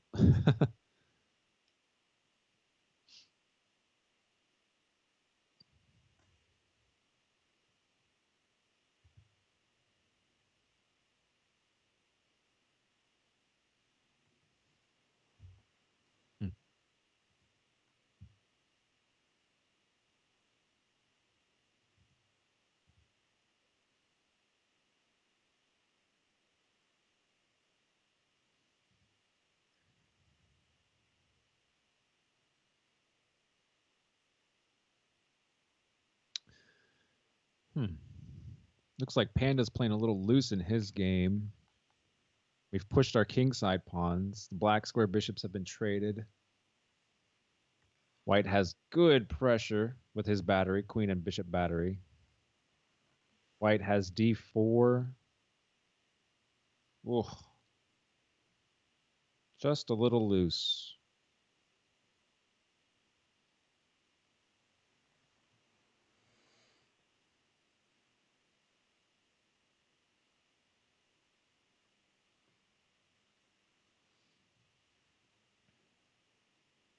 Yeah, I think white's a lot better. We're attacking f5. Uh,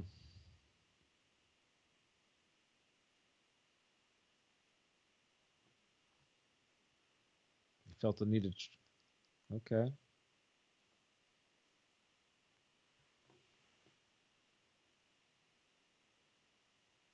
Okay. Yeah, so black has the weak isolated pawn. His king is open.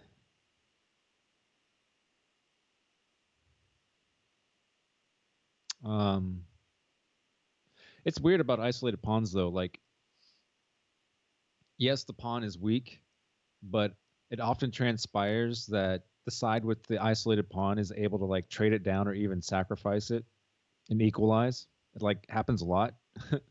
Hmm. I had a game against Zachary Shu where I ended up with an isolated pawn and I just sacked the pawn and ended up in an equal position. It was just drawn. Hmm. The trick is you're trying to get in the push. So like black would love to play like d4 at some point when it works. And if you're able to get it in and it works, then you just equalize. You don't have the weakness anymore.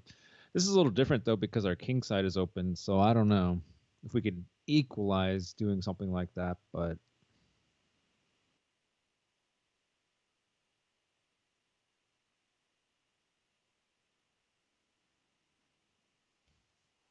I'm thinking right now for black, our idea is to play the knight on c6 to e5.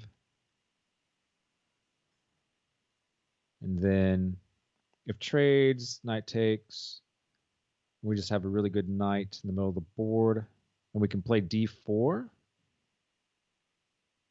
and get rid of our isolated pawn, possibly.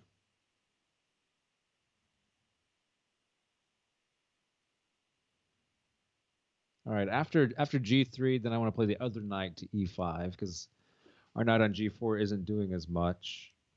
Yeah. And if we trade knights, then our idea is going to be to play d4 if we can, get rid of the isolated pawn.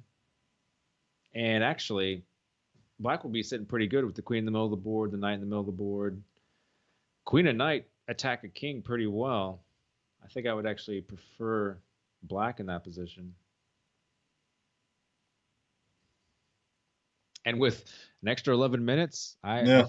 I think black is definitely for choice.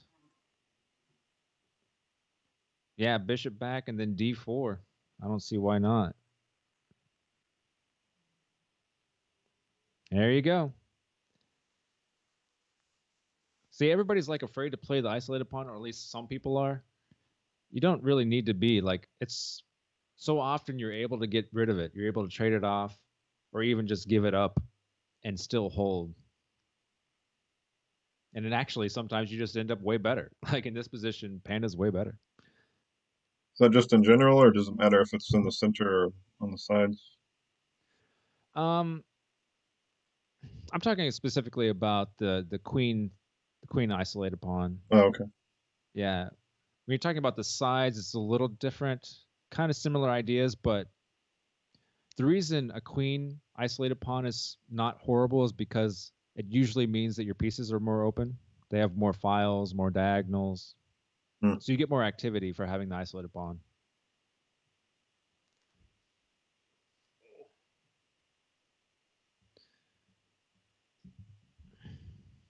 Check. I don't like that move. Oh. Oh. Well, I do like that move. Oh, cool.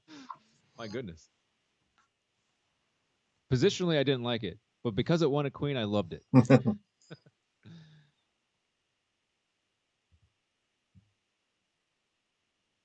All right, so we got one there. It's gonna be hard for Isaiah to draw his game just because he's so low on the clock. And I think Black just plays around and tries to get something here. And he's down a pawn.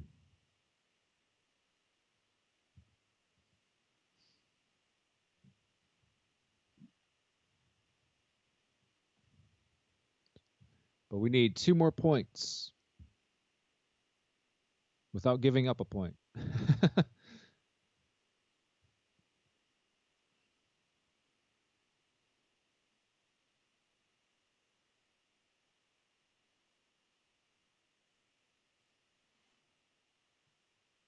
So Panda got 2 points for the night. Did he? Yeah. 50%?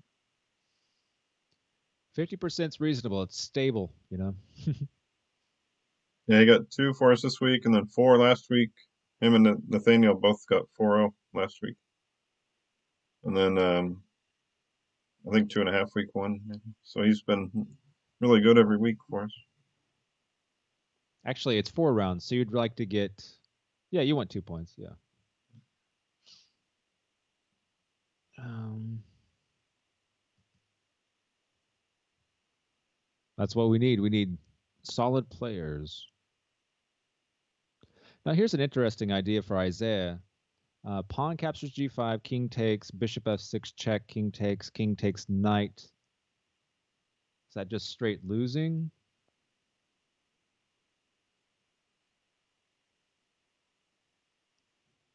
It's actually hard to say if it's losing or not. It might end up just being a draw. Okay, he's going to play his other way around to attack g5. His bishop the other way around to play. Uh,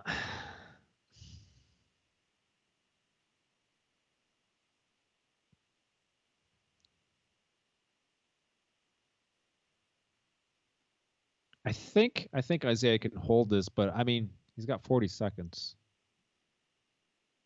Hard not to make a mistake.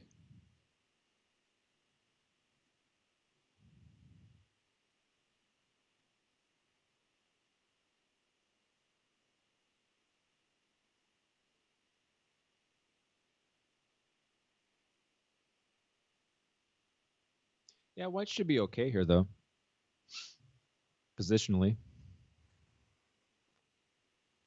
Player The, king to e3 to d4. Um,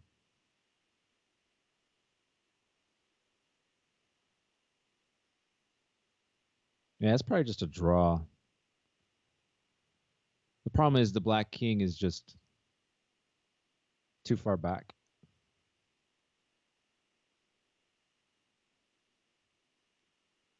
Now, if we waste time, then yeah. it makes a difference.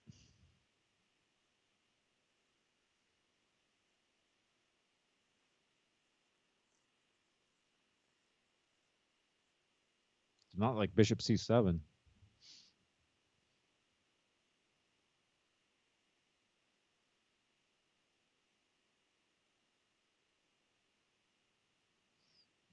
Hmm. Tough. 20 seconds to 8 minutes. Oh my goodness. Tough.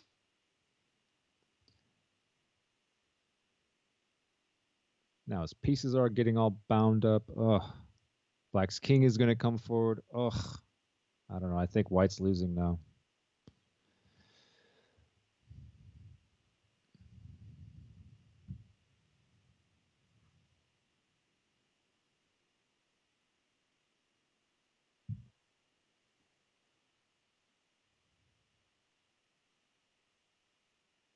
Nice.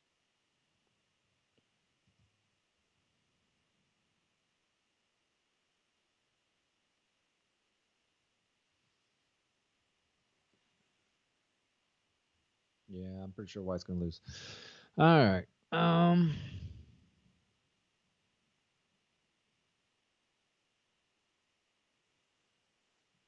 Nathaniel's got a decent position.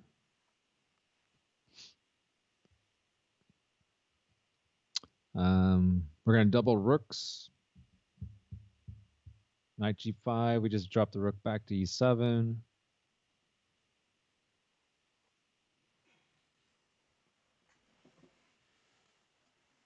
Double rooks.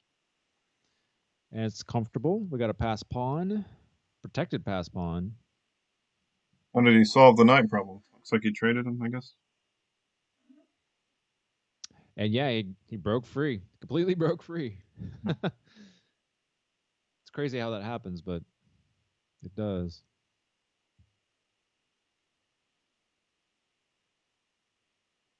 So we play our other rook over, double rooks. And I don't see any tricks for white. I think black is just a little better with the pass pawn.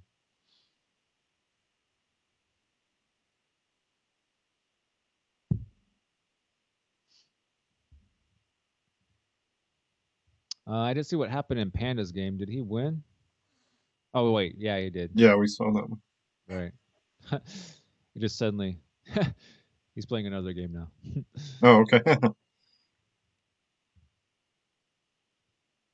um,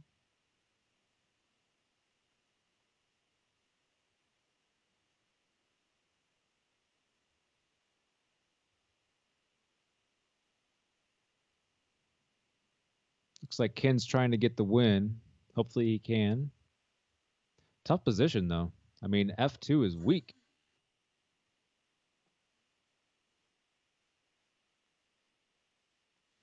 It is kind of nasty, though. We're threatening knight e6 check, and we're also threatening bishop to b3.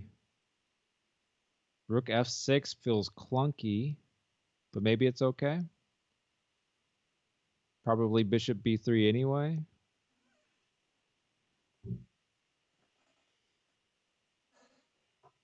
And pitch a pawn. Okay.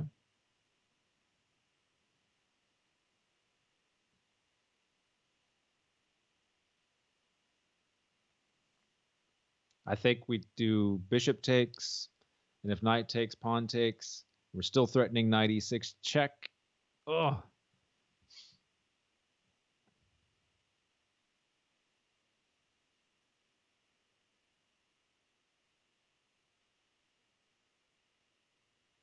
I did pawn takes instead. Okay. Knight e6 is ugly. Oh my goodness, knight e6 is really, really uncomfortable. I think we just have to give up the exchange for that. Kid's got good winning chances here. Absolutely.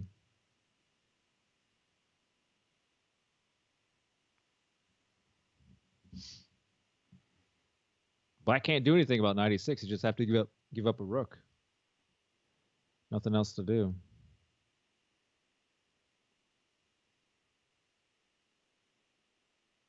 Just knight e6 check.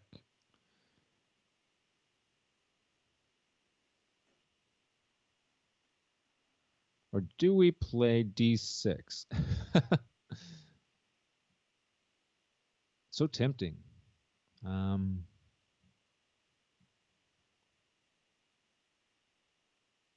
No, he takes with that rook. Okay, so knight e6 check is the move. And we win the exchange. It's got to be said our queen is a little bit offside, so we probably want to try and trade that off. If we can. I guess we can't. Yeah, it's a little bit uncomfortable. We probably play what, like g4? Black plays like queen c1. And then we play g4 maybe.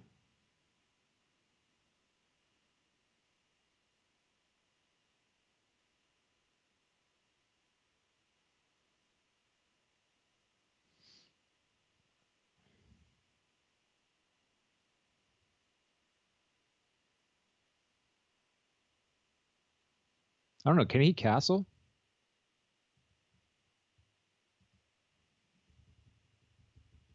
Or did he move his king? Let's see. No, there he goes. King castle just now. Oh, he could castle. Okay. Yeah. That's crazy. He move 30. He castles.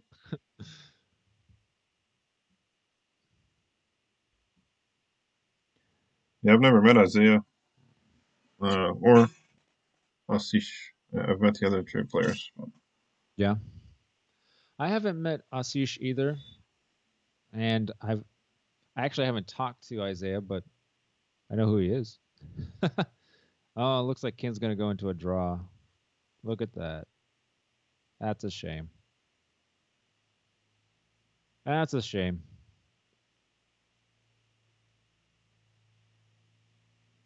We really needed that point. Actually, we needed, I don't know. With his loss, we needed 3 wins, right? With Isaiah's loss, we needed 3 wins. Well, then that adds a point to the other side too, though.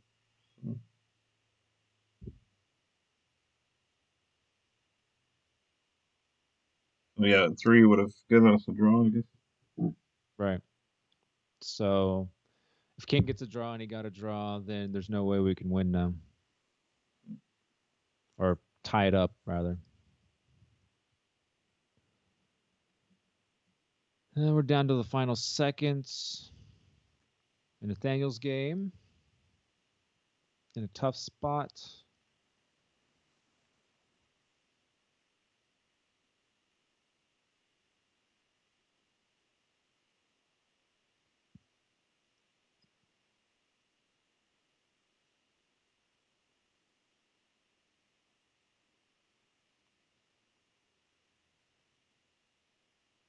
Hard to win this one. Probably going to be a draw, too.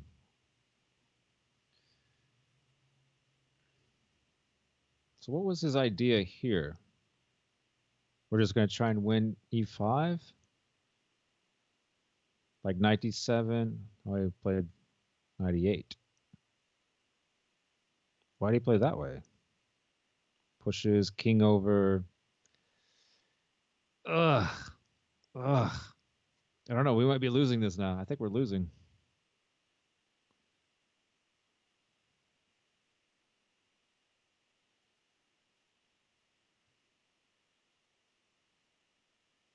Ugh. And too many pawns. Ugh. I don't like any of it. Yeah, we're losing. We're way behind on this race. That sucks. We had drawing chances, and now we have no chances.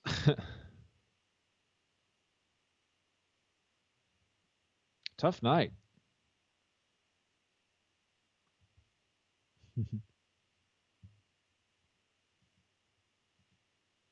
Right. So,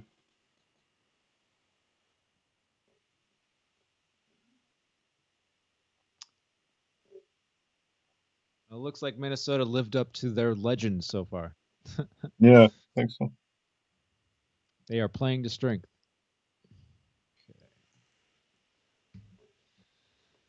Oh, tough. Tough, tough, tough. 10-6 bad guys. Yeah. At least it wasn't a complete rout. Yeah. Yeah, they kept fighting and everything. They did that week 1 too. It was just Minnesota, the players on that team are just, for the most part, I mean, they played solid chess tonight.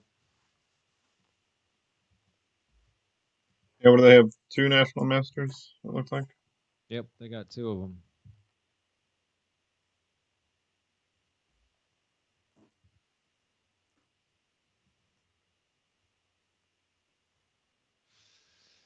Well, that Yeah, kind of makes it hard for us to get into the playoffs.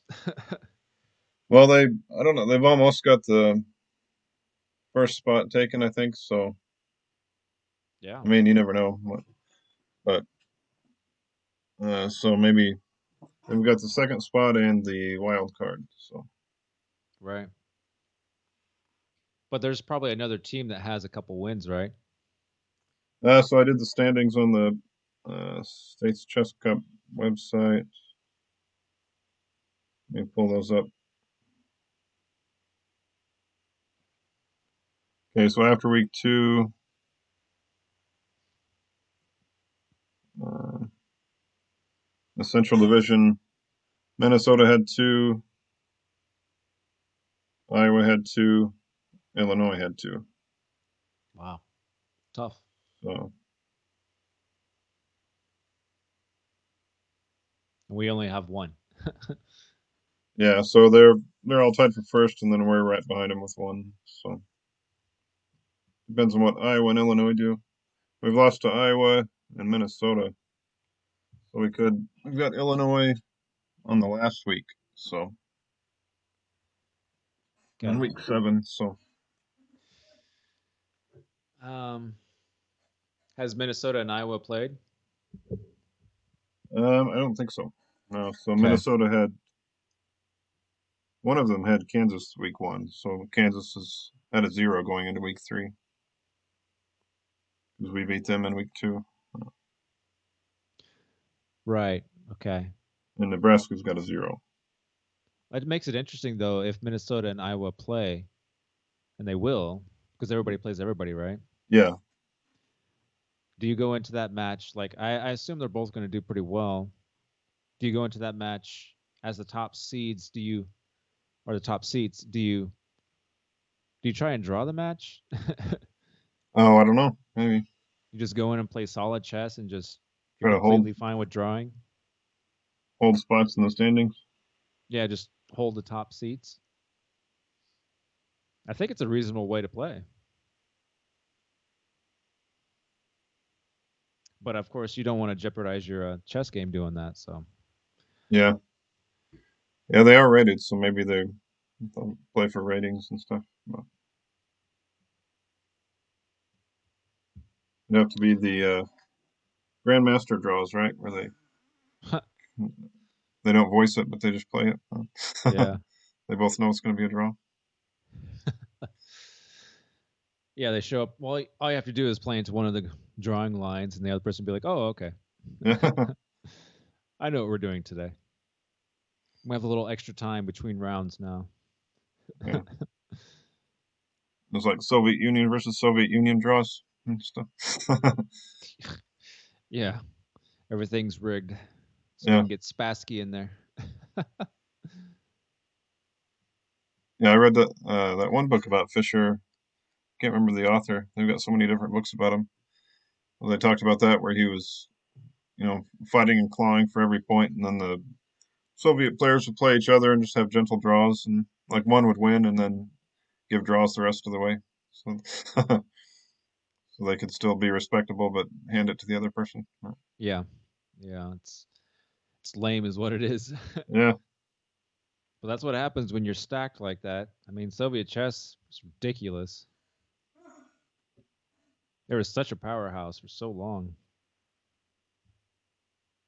it seems like all those threats and everything that it would make it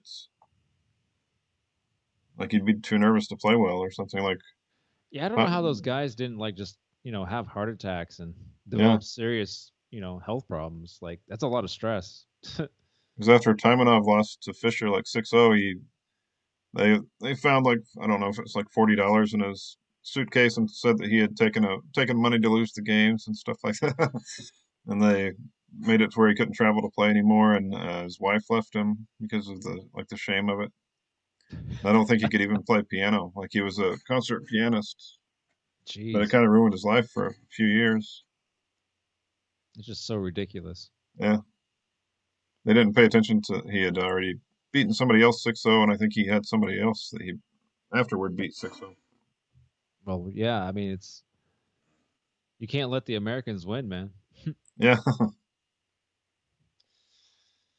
Yeah, that would have been a fun time to watch chess for sure. 70s. yeah. Hmm. I kind of wonder like if he started Morphy like he was born on the same day as Fischer, or born on the same day as Magnus, would he have surpassed him if he had like the same tools and everything to learn with? But Paul Morphy. yeah, just Um, by how far ahead of everybody else on the planet he was at his time. I mean, he had a lot of things figured out that many other players did not. Yeah, Everybody was kind of stuck in that swashbuckling, going crazy chess. And he did that too, but he played, fundamentally sound chess. He played his opening solid. He got his pieces out. He didn't attack until he was ready. yeah, And I mean, there's so many crazy games where he gave like piece odds and still just like he took advantage of not having yeah. the piece in the way, so he could like That's swing his rook over quicker. yeah. That's what I was going to say. I'll watch some of his games, and he's got a piece missing before the game even started and everything. No, he was good. I mean, definitely if you're gonna like get into like just studying games, studying Paul Morphy games will teach you the basics of chess for sure. Yeah. He didn't play as much, definitely didn't play the nuance of today's game, but he played sound chess, played strong chess. Yeah, I just wonder if he had the ability to go that far ahead of everybody else, if would have been limited today, or if he would have still been a couple hundred points ahead of everybody. Um, it's definitely limited today because everybody has access to so much chess information and training Yeah. and tools, and if you just sit and study chess and live chess, you can get there as long as you got enough raw talent. I mean, and there's plenty of talented players in the world. Yeah. So he would be a strong player for sure, but it wouldn't compare. And really, it would be more about how much time he put into studying because that's what it takes now. you know, Hmm. like back then, it was just basically just his raw talent that was doing it Yeah. because there wasn't much to study. Yeah. Feingold was talking about the computer almost always agreed with his moves and stuff. But Well, yeah, it's like after your opponent plays like a stupid move, then it's easy to find really good moves. yeah. I say easy. I mean, some of the moves that Morphy found were just like brilliant, but Hmm. Yeah, I've wondered about that, like how they even found games to study back then, if they had to travel to another town to find an annotated game to look at or what. seems didn't who was They that? have It was journals. Staunton. Didn't Staunton have a newsletter, a chess newsletter in Oh, England? really? Okay. Yeah. And so he was actually that was one way you could actually see games if you got the newsletter. Hmm. And of course, people would write books about chess. Not a lot, but a couple. Hmm. So you could study some, but it was, yeah, of course, nothing like today. Like today, you take a kid, and if a kid has, you know, he's showing Chess signs that base. yeah, he's showing signs that he understands how pieces move, and he's putting together combinations. You can take that kid and like have them study chess like a lot, and they can make their way up to a master eventually. and depending on their talent level, go further than that. And you can take that, just about kind of any kid. Like, I mean, even a kid that doesn't have like tremendous chess talent can still do pretty good just by studying the materials available. Like we were talking about Chess Master the other day. Like if a kid like just studied Chess Master, they would get at least, you know, decent at chess. Yeah. Well, the So, Polgar family kind of proved that it was work over talent, wasn't right? Like all three kids. Was it three daughters? yep, three daughters. Yeah. Seems what is it? It's Judith, Susanna or Susan, Susan. Susan, And then the and younger one, I guess, gave it up maybe, but they said she was really talented. But seems like her name was Hannah, but I might be remembering that. yeah. Um, so yeah, if you want to get good at chess and you're young, you can do it. Yeah. There's like no reason not to. I mean, there are reasons, but you can ignore those reasons. Yeah. um, as far as like becoming like a super strong chess player, you kind of have to have that innate sort of chess talent to do that. Like you have to be able to, like the way Magnus Carlsen thinks about chess positions is nothing like how you or I think about chess positions. Hmm. Like there's like when you talk about like I watched some video where he was talking about end games and like we think about things conceptually and like you do this and like he was talking about like the square of the pawn. Like he didn't think about chess that way at all. Like Oh, the really? square of the pawn didn't make sense to him. Like he's like he just couldn't think of chess that way, Oh, wow. which was really weird. But because like to us, it's like the square of the pawn. Like that's really easy to understand. It's like basic geometry. So Hmm. to be a genius, you have to be original in how you think about things. Yeah. All right. Well, that I'm kind of pulling for sucks. Fabi next time if they ever get the candidates back together. Are you? He'll have some extra long games. I think they extended it by 2 or 3 games, 2 games, I think, before they go It's into the fast ones. I don't know if he's like improved in the area he needed to improve in though. Well, I think if it goes to the faster games, he'll fall off again. But That's what I'm saying, and the odds are good that it would. yeah, I I mean, kind of strength wise, they're pretty close. I kind of don't like that. Sarwan was talking about that. He's like, we've got a Blitz World Champion, and that's separate from the real World Champion. They should play long games. So, But I mean, if you end up with like 36 classical games, it's starting to get ridiculous. yeah, And then it just becomes about fatigue, and it's like it's not like good chess; it's just like tired chess. So I don't I see where it makes sense to actually play rapid games and go crazy. But it's definitely a match strategy for Carlson. I mean, that's that's the yeah, downside to it. he's just holding and waiting to get to Blitz games and stuff. Yeah. So Fabi has to work on his rapid game. He has to do that. He doesn't have a choice. If he wants to try and take the crown, that's what he's got to do. I can't remember now, but I think it can get down to it's like an Armageddon game or something, where it's I don't know if it's 1 minute or what, but it's a draw is a loss, and for white, I think is how it Right. Yeah. works. You can take the draw odds where you get like you bid to get to go for how much time you're willing to play and get the draw odds. Hmm. And if you're crazy, you can be like, I'll play like 3 minutes versus 5 minutes, which is just like tons of time. Huh. Like that's so hard to do, but you can do it. I've seen it. Oh, I don't Well, know. I better get to bed, I guess. Yeah, yeah, it's Thanks gonna for be doing hard the. for us to get back into this. Yeah, I think What's we're what's the schedule for like next week?